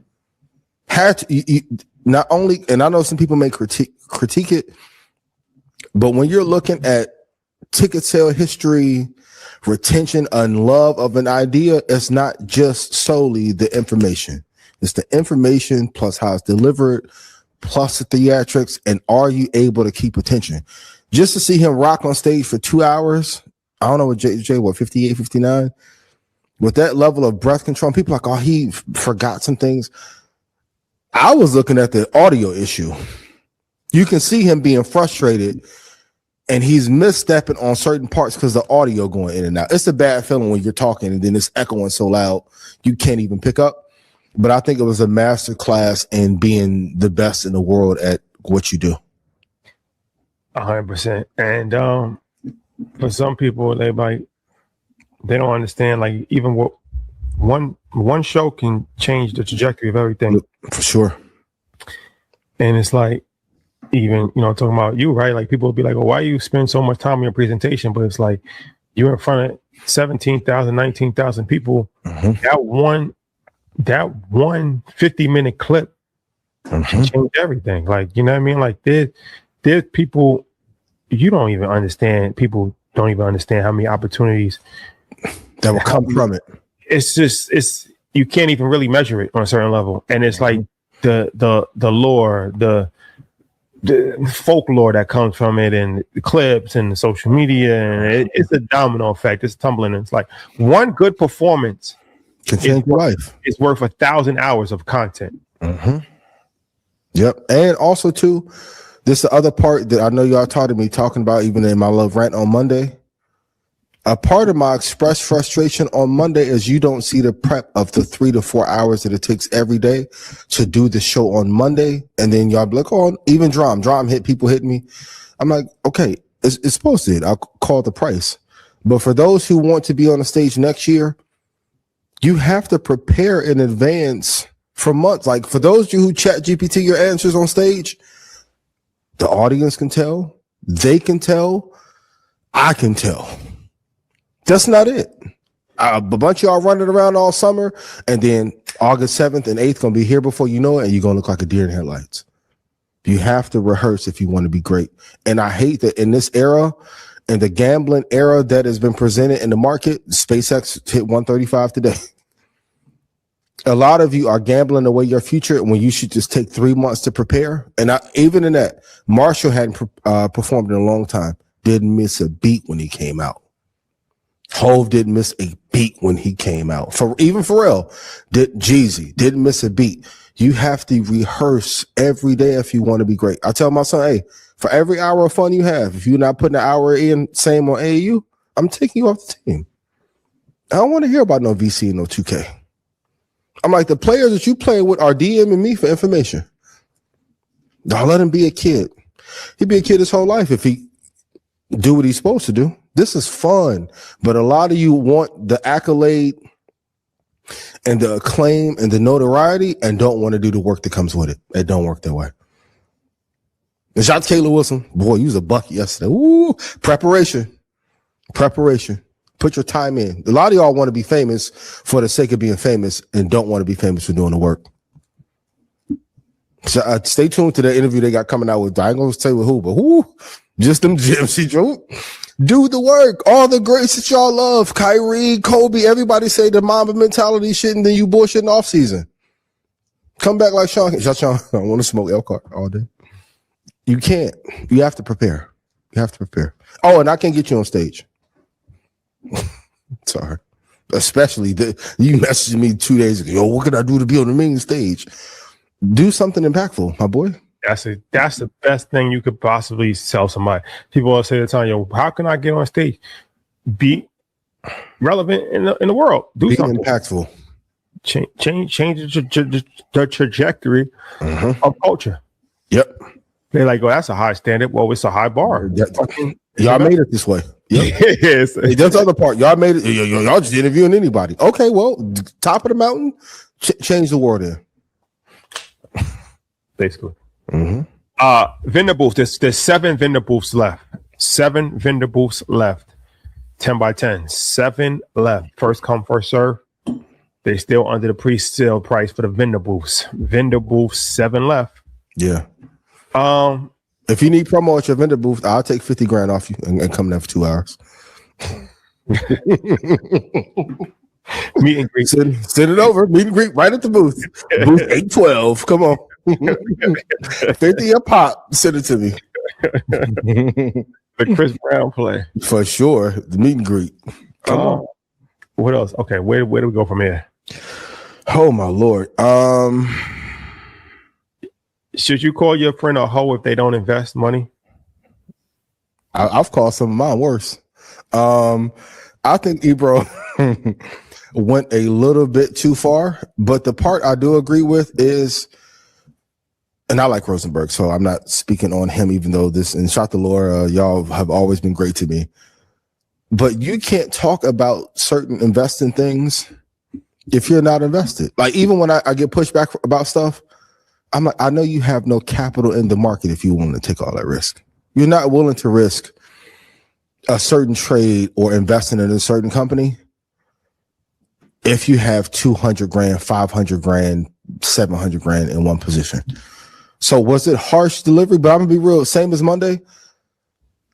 A few people messaged me say you catch more, what's that saying? More bees with honey than vinegar or something like that. Yeah, fuck all that. I tried it.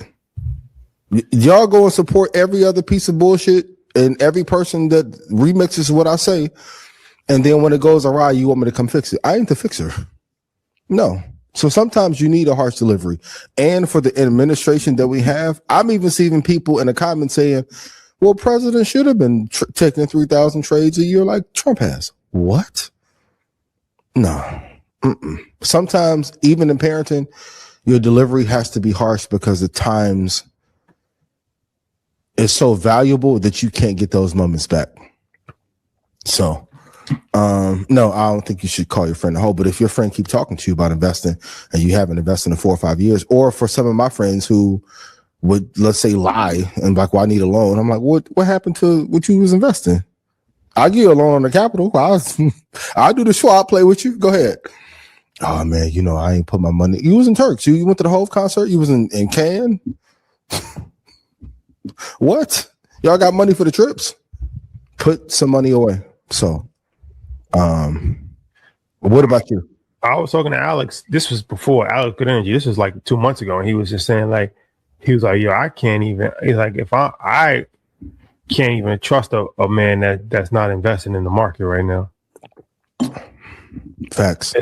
I can't even trust you. I don't want to hear it. Yep. Not trading, investing. If you have money to invest and you're choosing not to invest, it is financial suicide. It says a lot about your priorities and what you and you as a person. Now, this also goes back to 38 Spesh thing of like, I'm not arguing with nobody that's not qualified to have an argument. I think that was some level of the frustration. I didn't see the whole thing, but Ebro, when he was talking to Rosenberg, he was like pretty much paraphrasing, you're not even qualified to have this conversation with me. You're not in the space. You're not in the space. I'm not talking about this shit with a person that's not doing it. I'm not talking about investing in entrepreneurship. I'm not talking about running a business with a person that's never had an LLC before. Yep. I'm not talking about, again, investing with a person that doesn't have a brokerage account. I'm not talking about basketball with a person that never dribbled a basketball before. Yeah. It's a waste of time. And for everyone who says, well, Ebro is a director at Hot 97, or he was, and works at Apple. Ebro is probably, in my opinion, one of the best investors that you don't know as an investor. Like when I did go look at my interview that I did with him in Hot 97, Ebro did more talking than I did. That's damn near his second passion. So for people who think he's just talking out of his ass, no. And the Apple shares that he got from being with Apple a long time. You hear him at Super Bowl? Go ask Ebro what his average cost basis is in Apple. Yeah. And for all my media and content creators and influencers, man, do y'all piss me off by telling me about all this content shit, and you won't invest in Google that owns YouTube. You won't invest in Apple. You want to invest in Microsoft. You know every lens on earth, and you won't invest in any of those companies. Being seen is one thing, but even in America, celebrity and fame is dying unless you are a mega celebrity. You have to create some value, because at some point they're going to throttle your viewership, or they're going to throttle the phone like they did at the concert. Shout out to all y'all who start taking videos of Beyonce and your phone cut off. No, invest in the things that matter. Invest in the things that matter, because then the company will get bought, or they'll have an alliance with somebody in an administration, and then the whole landscape of that platform will change. Investing is your only freedom. But do what you want to do. But don't tell me not to be harsh. I've been giving this information free for 13, 14 years. No. Can we put a clip about the guy that took his girl to Fort Lauderdale instead of Miami? Yes, please. Show this clip. I didn't want to be in Fort Lauderdale. I was to be in Miami. We are. It's only 45 minutes away. She talking about I should have booked the Airbnb in Miami. It's a 45-minute drive. That's not bad. No, but I don't want to be 45 minutes. I want to go out my Airbnb and I step out and boom, Miami. It's better pricing out here. 45. I don't care about the pricing. You said that you were Mr. Pay for it, but you said you was Mr. Pay. I am Mr. Pay for it, but I pay for it smartly. I'm Mr. Budget for it. I told you to get in Miami. You didn't get it. So you're mad we got an Airbnb in Fort Lauderdale when Miami is 45 minutes away. Yes, don't nobody want to be in no Fort Lauderdale. Bro, it's the same thing. I've never heard of that. It's basically the same thing. No, it's Fort not. Lauderdale Beach, just 45 minutes is a big difference to Miami. Fort Lauderdale Beach, just like South Beach. Okay, but now I can't say I'm in Miami turning up another notch. No, we don't get to say. You in Fort Lauderdale. You in Fort Lauderdale turning up another notch. Okay, so when geography goes wrong, so it's something that I can speak to as far as the geography thing. You know, this is a layered conversation. It is. We can speak on expectations, relationships, stuff like that, but the geography thing is so vitally important. What I realized in life is that being close to something is not being the same as being in it. Mix of the shit. Yeah. They're two different things. And as long as you understand that, you'll know. Yeah. Like all that shit, this happens. Real estate agents, they sell you on this shit all the time. Oh, it's 25 minutes outside of LA. Yeah. 13 minutes outside of Houston. It's like, nah, I gotta be in this shit. If I move to Miami, I gotta be in Brickell. Yes. I gotta be in Brickell. If I move to LA, I'm in West Hollywood. I ain't doing no El Segundo shit. Respectfully, 50 minutes on the highway if there's no traffic. That traffic crazy, bro. I've learned this time and time again. I gotta be in this shit. And it's a big difference from being on the outskirts and being in the middle. This even goes back to the New York conversation. So the 38 Spesh, he's from Rochester, New York. Me personally, I've never been to Rochester or I've never been to Buffalo. I've met people from those places playing basketball. They got a lot of basketball players. Let's get into the regional beef for New Yorkers. Well, people be like, yo, that's not New York. Jadakiss, you know, we got such reverence for Jadakiss because he's like the hometown hero. This is like, you know, cross town, this 15 minutes away.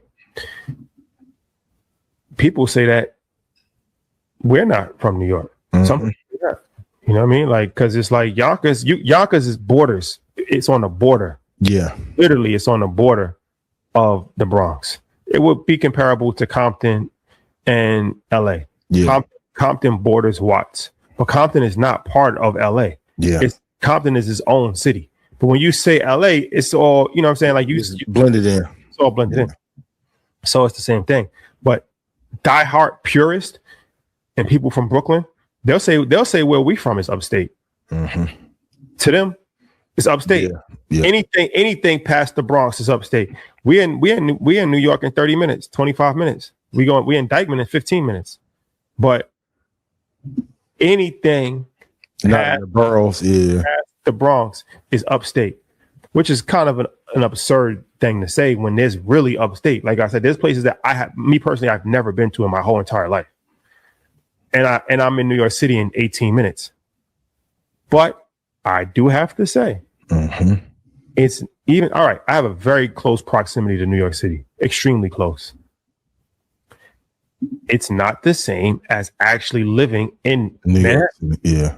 Because you still got to get in your car, drive. It's a few different things that have to take place here, right? Like you got to mentally prepare yourself. You got to actually go out. You got to, get in your car. You got to warm up your car if it's cold. You got to drive. You might get stuck in traffic. Whereas if some random shit just happens and you already in Manhattan, all you got to do is just get dressed up. Yep. It's just different. Yep.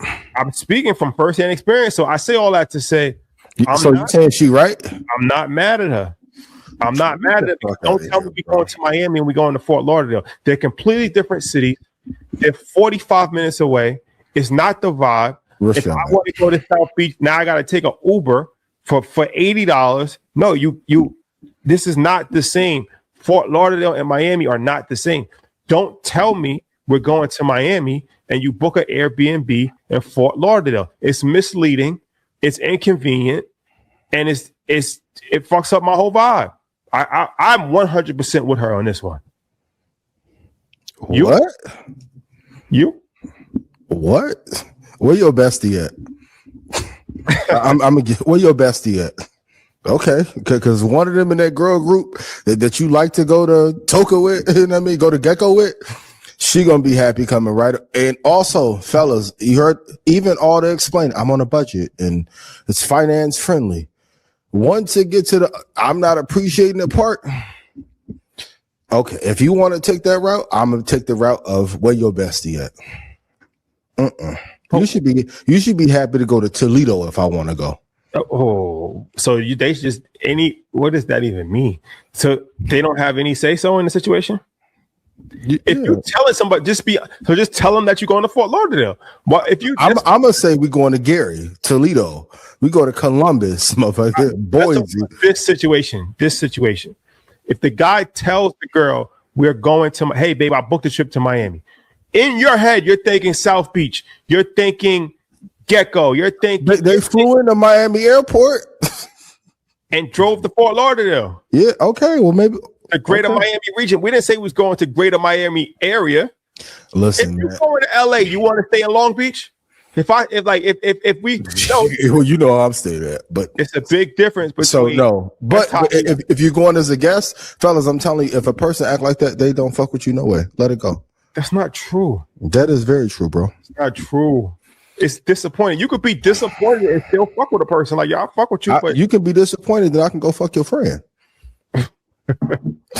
Okay. It's about how it's said. Because they can do the babe, I would really like it. Because in my mind, I envision me and you. Okay, if that's the approach, cool.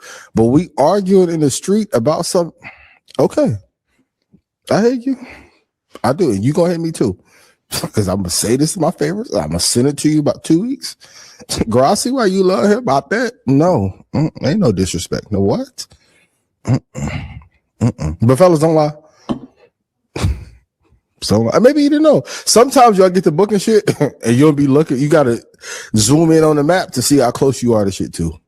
You just see the price. You see the price. Yeah, you see the price. Yeah. Well, you think you got a deal? $279 a night for 5 nights. It's a reason why you put no. If you trying to go to FIFA World Cup and Messi them playing, no, my boy, they gonna tax you. Sugar, everybody gonna tax you. So that Burger King on the corner of Brickell, they price go up. Everybody price going up. Burger King on the corner. Shout out to all y'all who doing y'all little dating videos over there getting turned down and rejected. Legendary, man. Mm-hmm. Put it in chat. How y'all feel? Would y'all be mad if your boyfriend told you was going to Miami and you end up in Fort Lauderdale? And why are you bringing sands to the beach anyway? What? That looked like it was summertime. What? That's the last go. Ooh, what? You can go over there on the little right side with the little patio. What's the little Italian spot over there? It's work of art everywhere. Speaking of which, if you're looking for a work of art in Atlanta at InvestFest, get your tickets to the Single Lounge. Singles Lounge. Yes, sir. Mm-hmm. Yes, sir. Will you be in the Singles Lounge? If I'm paid to do so, Kendra G, you got one job. One job. What time is Friday at 12? No, it's Sunday. Oh, that's before I get on stage too. Lunchtime. I can do a wardrobe change. Okay, real quick. I'm there to support the brand. I might stop through there. I'm interested. See. I'm gonna be honest with you. I might. Pull up on me. How your resume in hand? Let's talk about that. Actually, this is actually a good topic to talk about. So if you didn't hear, we did the Singles Lounge. We announced it. There's a lot more women that signed up for the Singles Lounge than men.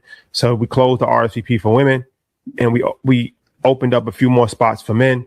There's 15 spots for men now. So we're balancing out the ratio. Long story short, so we're gonna get the ratio right. Wait, what's the ratio? A good ratio. Okay. It's a good ratio. We're gonna get the ratio right. But this brings up a bigger issue in the United States of America that I think this says a few different things. I think that this says, because there's more men that come to InvestFest than women. What I think this says that there's more women that are interested in serious relationships than men. More single women that's interested in serious relationships than single men. That's one thing that says. It also says that men are scared to talk to women. I don't care, y'all. I hate people in the comments like, "Yo, we did to learn. We ain't here for that." We no. Combination. Do two things, my boy. There's a strong, and I think social media has played a major part in that. There's a strong disconnect as far as a lot, not every man, of course, but there's a segment of the population that does not know how to talk to women. That's afraid to talk to women. That's two. It's a big epidemic. The third thing is that the numbers are just in men's favor and not in women's favor. As far as more a man is who's successful is harder to find than a woman who's successful. That's just the facts. Yeah. That's just the facts. It's more women in the pool because a lot of men are married. A lot of men are taken already. A lot. Like when you start just dwindling down numbers, right? There's more available successful women than there are available successful men. Mm-hmm. Do with that information what you want. Yep. So those are the three things that this says to me. Mm-hmm. And it's a short case study, but I think it speaks to a broader microcosm of the world. But what do you think? Well, I was going to ask you, what's the best way for a man to approach or initiate conversation with someone if they're in the singles lounge? Well, the good thing about the single, because like me personally, right? I haven't gone hand in hand in 25 years. What's hand in hand? Hand in hand is when you walk up to a stranger. Hi, how are you? Y'all gotta be so awkward. Hey, go practice that shit in me. Go get your camera and look at your facial expressions because some of y'all be. And I haven't done that. I don't do that, right? So I do understand why a man would not approach a woman in like vendor marketplace because it's awkward. You don't know if she's there with a husband, she's married. You got to read the room. I'm not. Who wants to just walk up to a random stranger and just start talking to them? That's why we did it. That's why we did a singles lounge. Because if the good thing about the singles lounge is she's looking for somebody. If you are in the singles lounge, you're single and you're looking for somebody. So you don't got to worry about if she's in a relationship. You don't got to worry about. Well, fellas, you got to worry about the fake separated. And the other part, not to cut you off, there's going to be some snipers in that room that if you not smart, they're going to get everything out that Schwab, boy, about a year. They're going to act like they like. But go ahead. But the good thing is, so at least you don't got to worry about her telling you, I'm not into, like, if she don't want to talk to you, she's just not interested in you. It's not because of anything else. So that to me breaks down so many different hurdles. So your question is, what would you iterate? All you gotta do is just say, "Hey, what's your name? How are you doing? Where you from?" Just have a conversation. Because this already laid out. They are looking. A woman that's in a singles lounge is looking for a man. A man that's in a singles lounge is looking for a woman. Mm-hmm. We don't gotta play this game of is she interested? Is she single? Is she married? Is he available? We made it so simple. All you guys do is walk up to each other and say, "Hey, what's your name? How are you doing?" You don't got to complicate it from there. And the awkward thing is, how do you say you're not interested? That's what's awkward. If they walk up from you too fast, you got to read the room. You struck out, and ain't nothing wrong with striking out. Some of y'all don't shoot enough shots, or your volume's too low. If you playing a volume game, so you go after one or two people. And then you'll quit and pout and go home, and then it's like more fast. Allegedly, shoot. You gotta shoot. And if you cool and Red Panda, I'll wingman for you. Oh, that's my dog, y'all. He been with me. You good? I got you. Screen. I'll set a screen for you all day. Yeah. And don't come over there blocking. Hey, fellas, when I get into the little singles lounge and I have my shit on, right? Because I done got my wardrobe together. Don't come asking me no shit about drum. No. Yeah, if you're in the singles lounge, don't talk to me. If you're a man in the singles lounge, don't talk to me. It's not the time to talk. Sorry, brother. I ain't gonna let y'all gonna do what happened at the Apollo. It was something that I wanted to be. You gonna fish arm me? What? You're not doing that. We gonna make not doing that, bro. Get out your comfort zone. Go look. Everybody's there to meet each other. Go talk. Hey, how you doing? It's simple. We made it. How easy can we make it? You have something in common already because you're both investors, so you're obviously interested in business investing and financial literacy. So at least you got that in common off the rip. And just see what happens. Yeah. I'm interested. I'm gonna go actually. Now that I'm thinking about this, I will 100% be in the singles lounge because I want to see this happen. I want to see something too. And fellas, you get to work your shit early. I see some. Whoa! I'm trying to see some. And baby girl, don't be baby girl. It's a bad time to be upset. Because I go to the singles lounge. I help Kendra G set up. Co-host. I'm trying to see some. I'm gonna be. The more that I'm thinking about this, for sure. Multiple Blackout live. 100%. 100%. But don't complicate it. That's the number one rule. Don't complicate the vibe, ladies and gentlemen. And if you're a woman, don't feel uncomfortable walking up to a guy. Shoot your shot. Trust me. What you got to lose? You got everything in the game. You grab the right one. Yep. Don't beat around the bush. Get right to it. Yo, I seen some good quality saying like, damn, I missed out. I'm gonna be lingering. I'm gonna be outside. Damn, you'd be surprised. It'd be a lot of times I think a man looks at a woman that's attractive and automatically thinks that she's taken.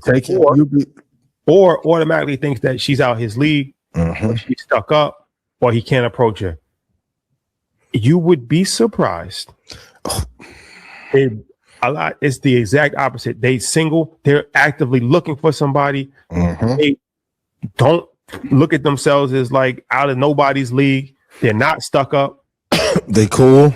They're very like, I'm telling you. They healed. Yep. Go for what you want. And then if you don't, you're gonna see her pop up and tag the little babe. You're gonna go look at the page, you go hate and be like, oh, he got her. Well, you were scared. He wasn't. Yo, you know how many times nothing in life is worse than having an extremely attractive woman tell you after this is all done, like down the line, even years down the line, like damn, I was waiting for you to say something to me. That's actually the worst feeling in the world. And it was a layup. Yes. All you had to do was just say hello. All you had to do was say hello. Like, yo, and why did you ask me out? I'm talking about super bad, like super bad. Man, you break your talk yourself out of it. You like, yo, it ain't no way. She's super bad. She's taken. She going do $50,000 a month on the bill. And then it's like, yo, she like, yo, I was waiting for you to talk. Say something. Anything. You know Crystal Renee? Yep. She was at we did her show, and I hope I'm not giving this away, but I don't know if it came out yet. I don't think it did, but she heard about the singles lounge. She's like, oh, I'm there. I'm the first person there. See? Like, you know what I'm saying? So I'm like, you'd be surprised. Like, you'd be surprised. A lot of attractive, successful women out here that are aggressively looking. And then for the purists, that's like, is this investing or is this matchmaking? It's both. It's a combination. The biggest investment is going to be who you choose to be with long term. And a lot of y'all push back on that, but some of y'all don't. Once again, it's tears to these conversations. I personally know somebody in Red Panda this year through divorce gave up 5.2. This conversation is because the thing in generational wealth that is not talked about at all is selection of person to build family with and how to keep that together. It's not just like the estate planning conversation that was had on Monday. the who to pick and who is, and some people even criticize me like, well, you talk about your parents and you go to them for advice. I'm like, that is part of the generational wealth. You need layers of counsel and protection before you can get to, oh, you're mama's. No, I'm not. I love my mom. I love my dad, but you're not going to get, it's like, even if you have money, you need other advisors around you to say, too much money is going here. Just put it here. No, you helped enough friends. Put the money here. Well, you got it. But what if I give you $5,600 that you need today, that may cost me $85,000 in 14 months. It's an opportunity cost. Absolutely. Yep. And you're not gonna have $5,600 to give me back in 2 months or 3 months. No, and then you're gonna pop up on a vacation, and I don't even want to look at you funny. No. Oh, another thing. If you're not like real close to me, like you don't know my mama name, please don't ask to be on my list this year. It's DP, cinematographers, press. I'm there to work. No, you can't come with me to the singles lounge either. No. So solo ranks lobby. No. Can we show the clip about with the white pastor saying that America is not a Christian nation? Oh, let's do this. Has never been a Christian nation. You don't live in one now. We had godly people get on boats and come over here. Some of the people that constructed this country, godly people. But it has never been a Christian nation and never will be. A Christian nation would never have killed and displaced 20 million Native Americans who are still left out and living in poverty. A Christian nation would never have thought that owning slaves was pleasing to God, or that it lined up with Scripture in any way, shape, or size. And we not only practiced it, but we were so obsessed with it that we went to war about it. We had a civil war. And in that civil war, 500,000 Americans died. That's more than Americans that died in World War II or any other war we've ever had. Our own civil war. We killed 500,000 of our own people so people could have the right to own other people as property.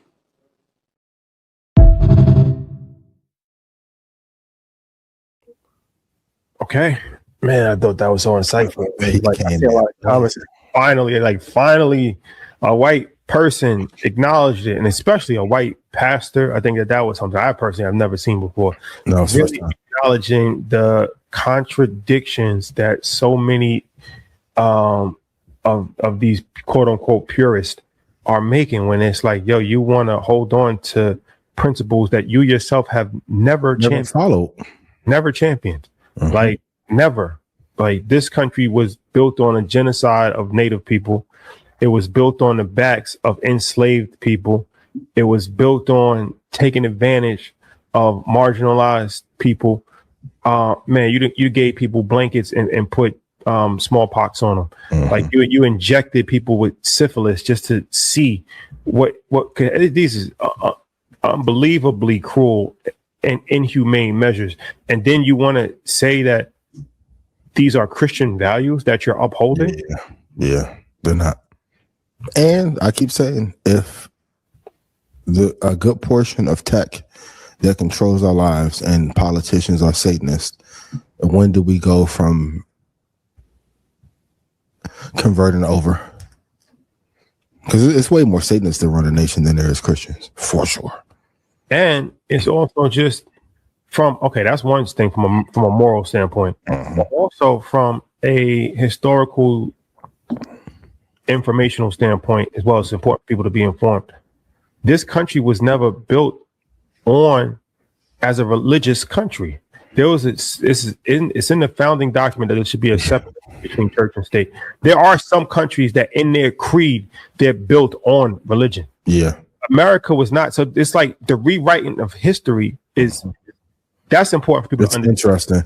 That was one of the main principles that American forefathers, Thomas Edison, these type of people. Yeah, from all backgrounds.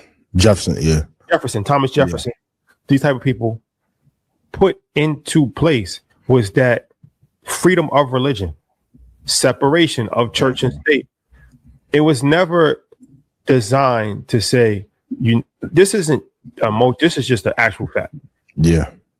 There was never a religion decreed that this country is a Christian nation. So you didn't live up to the Christian morals as far as what the Bible and Jesus actually represents. But from a historical standpoint, they went out of their way to have that, which actually made America what it is, because it is a land where people can be free and not, and you can and you can practice freely, and there's a separation between church and state.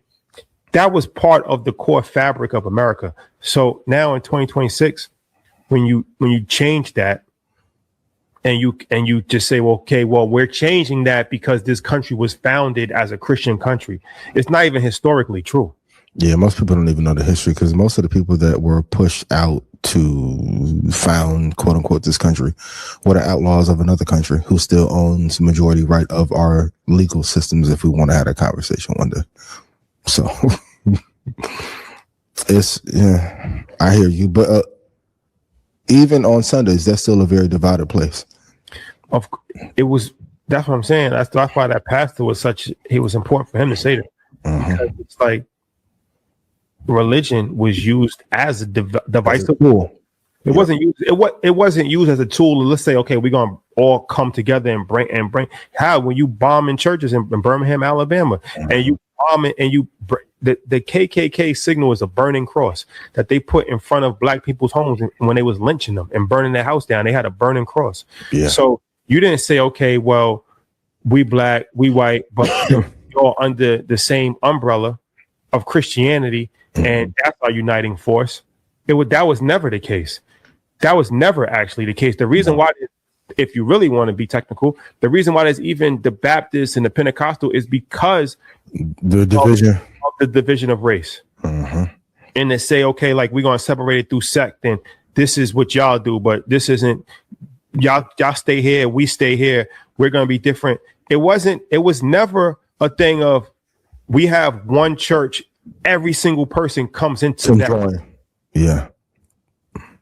There's so many, even in Christianity, it may be 300-400 different sects under the Christian banner. It's tough. It's always been a tool of division, especially. And that's my thing. Even with, it's important for white people to understand this, but it's also important for black people to understand this. That's why I like Jamal Bryant, because it's like if you're a black pastor or preacher, you should understand historical context when it comes to race also. So if you are black and you saying like, well, we all united, we all brothers under Christ.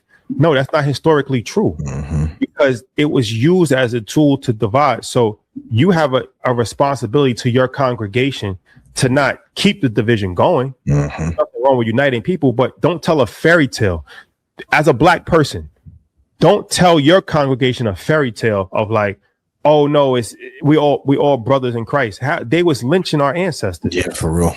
Come on, gotta be honest about it. Like they're saying, tell the truth. Just tell a full story of like, look, no, this is the religion. We all are united, but these particular people have used this as a weapon for 450 years, and they're still using it now. Yeah, my kid shot up the church. What was that, 10 years ago, and they escorted him out. It's crazy. It is crazy. But speaking of racial divide, you see my video that went viral this week? Well, it wasn't mine, but it was posted on my page. I want to get your opinion on this. Did this go viral because of the car that was in the back while he was giving the information, or was it because of another reason? Oh, you want to show the video? Yeah. I'll show the video. Somebody come and look at this, man. Sir, I'm doing very good. Yeah, I appreciate it. So you're coming out very clean, man. It's a nice car over here. Thank you, brother. I appreciate that. My name is actually Eric, and I interview people in business and entrepreneurship. And I want to know, man, what's some advice you can give to people who want to get to your level of success? Learn the stock market early. Like, you got to learn. Great question. YouTube is like really good. You guys got to start putting your money into the real good stocks. I'll give you a few ticker symbols. Individual stocks are risky. Microsoft's even down a train load right now. The index ETFs are the way to go. So, S&P 500 index fund, the best ticker is VOO. Then the NASDAQ 100 index fund, the ticker is QQQ. Then Vanguard, who's the biggest in ETFs, has a value fund called VTV. And the fourth one, Vanguard's got all stock market index called VTI. If you young guys could discipline yourself, giving the game put a away, little bit of money into those 4 ticker symbols throughout time, you guys are going to be there in the end. But you got to discipline yourself to live beneath your means. If you spend every dime you earn, you got no money to invest. You got to discipline yourself. If you're making 50, you got to live on 35. If you're making 100, you got to live on 65. Throughout your life, if you do that, you'll be driving whatever you want, maybe Gulfstream. It's all about time and compound interest. So it is. Go to Yahoo Finance and look at the 1 year, 5 year, and it says all since the inception of the fund. If you look at the graphs, they're like this, but it takes time to get there, right? It doesn't happen quickly, but you're young, you got a lot of time, man. And I want to know, man, how old were you when you made your first million? Oh, man, probably 30. 30. Yeah. Man, you really gave me the financial game. Well, the other one's real estate, right? If young guys can start investing in rental real estate, it's a really good way to go if you can figure out enough money to buy rental property. Watch the Grant Cardone videos. That guy's very good. Given tutorial videos. Watch some of those videos. See if you can get to a point where you can buy some, commercial properties. So those two things, stocks and real estate. I mean, that's the way to go. I gotta get my meal. Last question here for you. I want to make this one good. Yeah. What's the biggest challenge you had in your whole entire life? You ever watch World Great last question. It's a series on TV about the best gamblers in the world. They're playing Texas Hold'em, right? So you watch the guys around these tables, and the question is, when do you push the chips out onto the table? What opportunity are you going to dig into your life savings and make that investment? Because you got to be on the lookout for it. What's an opportunity that I can take advantage of with the resources that I have? And when you watch World Poker Tour, I'm making an analogy, of course, is you watch those guys strategically. What are they doing? They're looking at their cards, they're looking at the dealer cards, they're looking at the expressions and the gestures of the other players. Watching the whole scene. Gauging when and how am I going to bet. And that's the hard part for me. When I was young, it's like, what am I going to bet on? Because you have to make a bet, and you got to make a good one. Because if you lose all your money, you're back to where you were. So you got to make a bet in your life. You got to take a risk. If you don't take a risk, you're never going to get there. Okay, I got to go this time. No risk, no reward. Yeah, that's a fact. What was your name one more time? Craig. Craig, very nice meeting you, sir. You have amazing advice. Seriously. Okay. I was befuddled. I ain't gonna lie. I posted it. Social media team like, yo, we get the clip from. But in the comments, people are like, this is amazing information. And it's so profound and prolific. Oh my God. And I'm like, I've been telling y'all this shit since 2010. So my thought is, okay, is it the flashiness? Is it or is it another underlying reason that people took to the message, even though I've been saying the same thing since day one? I think that it's a white person, and he's in front of a Rolls Royce, and he's a billionaire. No, he may be in the hundreds though. All right, well, he fits the description. Yeah. So it's the packaging, and what I realize is that you don't have to say new information. It just has to be delivered in a way that gets people's attention. Gotcha. Because nothing that he said was new. Obviously, you that's what you say all the time, right? Mm-hmm. And there's a lot of people that's taking your information and remixing. Well, not even that. On a more positive note, they've taken your information and they've changed their life, and they made money, and they've done a variety of different things, and they've credited you, and it's not like you're like left out of history. Like, you're a well-known person, you're a public figure, you've been given a lot of accolades, and people acknowledge who you are. It's important. It's important. No, I'm joking. Yeah, you're right.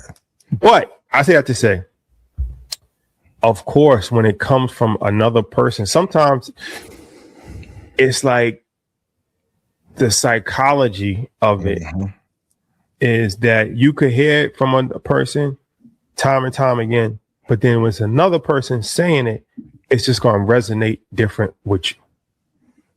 And that, unfortunately, is true for a lot of Black people.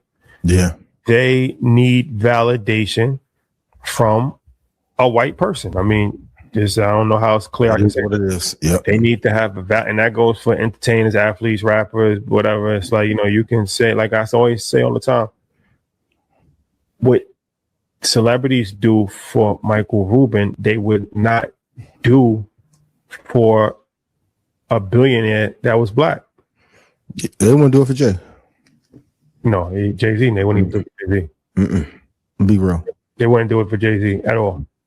So he didn't turn the white party to the Grammys. Like when you're talking about Robert Smith, if Robert Smith gave out invitations to everybody and said, "Look, I'm having in my house in Florida," some people will come. A lot of people, when they wouldn't come, they wouldn't be begging to come. They wouldn't have their publicists begging them to come.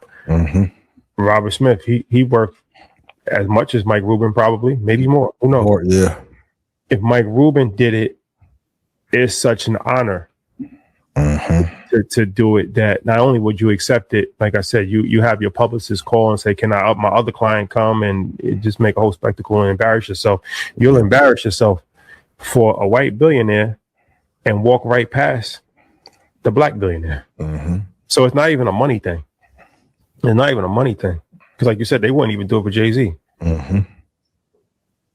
If we're being honest about it. He took the brunch model and just put it in his crib. He took Diddy's model.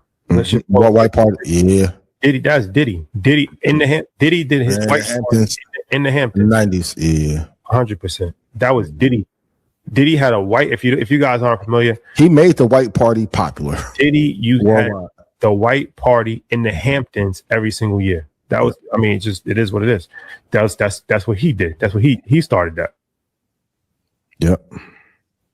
And even going back to Jay's concert, just seeing the things he innovated, because I even forgot about the streets is watching the vest, right? Then 50 did it. Shout out to Fifth. But I was going back because I wanted to see Fabulous. I thought they was going to do the Breathe Easy lyrical exercise blend, right? They mentioned Audemars. That was 2001. Like, just as a person, how many New York Yankees, not that they need more help, but he helped move a lot of them jerseys and Iceberg, and just seeing the inventory that he's moved and then to not get credit for a lot of it. It brought me back to, like, you can have a great impact, but not always get your credit. But if someone else does it, it's heralded a lot more. Like, you can argue, Jay put Audemars on the map. Big part. Yeah. Motorola two-way pager. For y'all, some of y'all young, but having a Motorola two-way was like having a Rolex back in the day. What? Oh my God. So, but I agree.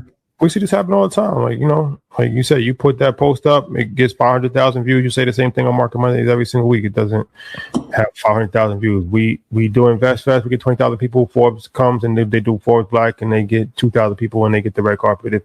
Imagine if Forbes had 20,000 people come to Atlanta every single year.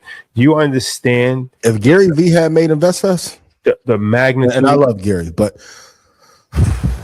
complex. Every single thing would be bigger than the Grammys. It would be big as that. It would actually be bigger than the Grammys. Yeah, it would actually be bigger than the Grammys. Yeah, but what can you do? You just gotta work. You gotta work with what you're given. Yeah, it could be worse. It could be worse. Speaking of things going to right, go ahead. It could be worse, but a lot of people still looking for the savior complex.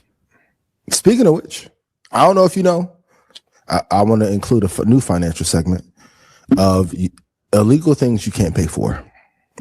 Boosie, I don't know if you know this. I'm gonna give you 2 pieces of wisdom because we see you in the club once in a while, and I love the songs. I love the interviews that you used to do with Vlad and all that.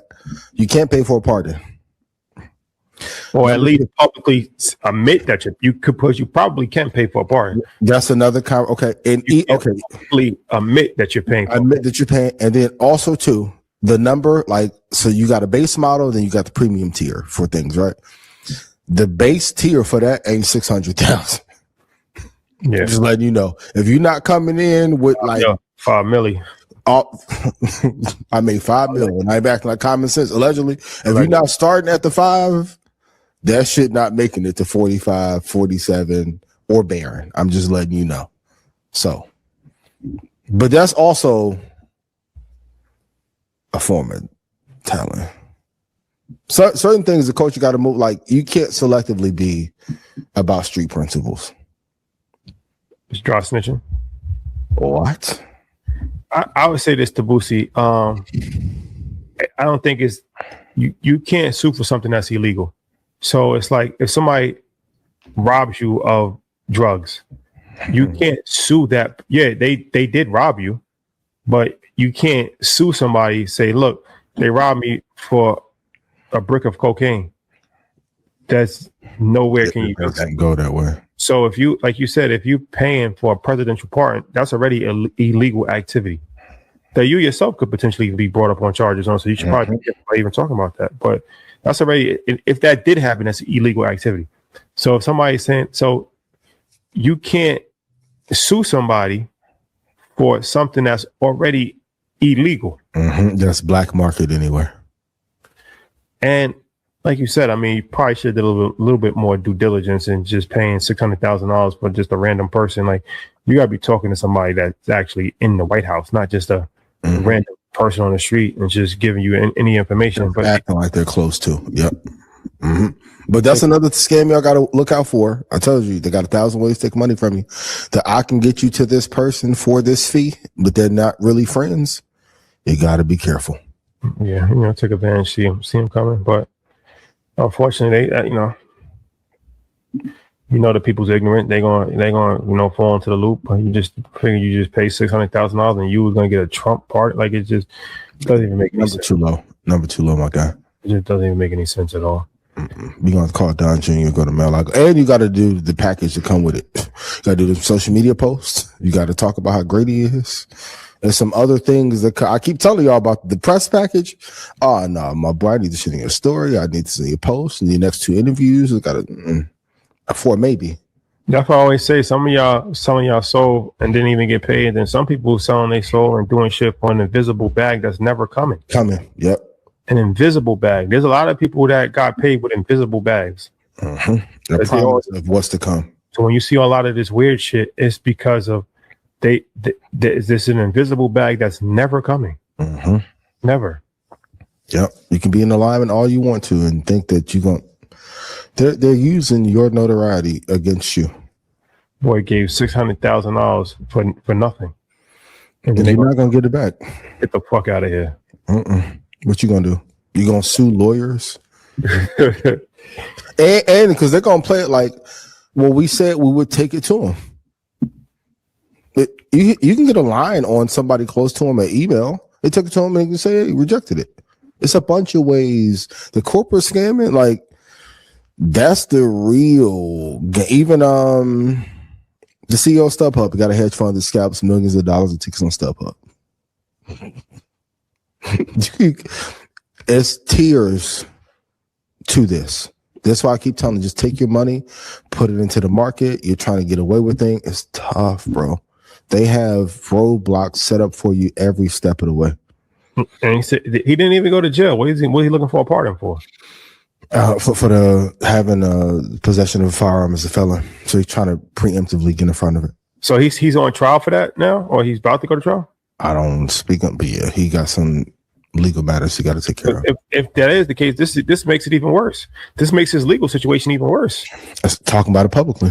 And that's the other trap. If you're a felon and you get caught in that, you can't then say, I paid to get off of this thing, which is a crime in itself, and talk about it publicly. And you already swaying the minds of the judge that's saying, look, this is an untrustworthy person. They already it's like trying to bribe the jury. Yeah, you gotta be mindful, bro. That was a very unintelligent thing from him on every level. All right. It's been real. Argentina's peso is worthless. Talking about the devaluation of $1. But they have Messi. You Messi. Oh, you want to talk about this Fawn Weaver thing or no? Oh, man. Unfortunate situation. Let's talk about that next week. Okay. Let me see. Oh, when we talk about Lindsey Graham, We don't have to, but we see Graham. The story. I've been doing press long enough to know when the timeline don't add up. Yeah, okay. Yeah. Leave it alone. Yeah. Just say it. Yeah. If you have nothing nice to say, don't say anything at all. Unless it's 38 Spesh, right? Spesh, I really like you. You're a dope lyricist, but you're going too far with some legends, yo. We just gotta have more respect for the elders in our community, and it speaks to it just and he himself is 42 years old, so it's like it's not even like, you know what I'm saying, like he's a young boy. It's like he's an elder.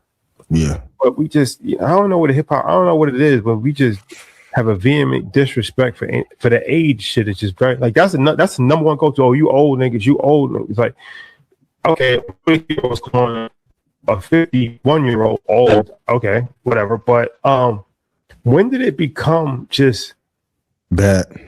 Well, that goes back to the making of a slave, right? Everything that they said in that decree is happening in 2026. If you quick history lesson, okay, the making of a slave, when they wrote the whole document on how to actually make, because you got to understand, slave plantation, there might be 300 slaves and there's 5 white people. So how you get 300, and I don't care how many guns you got, 300 people supposed to take over 5 white people.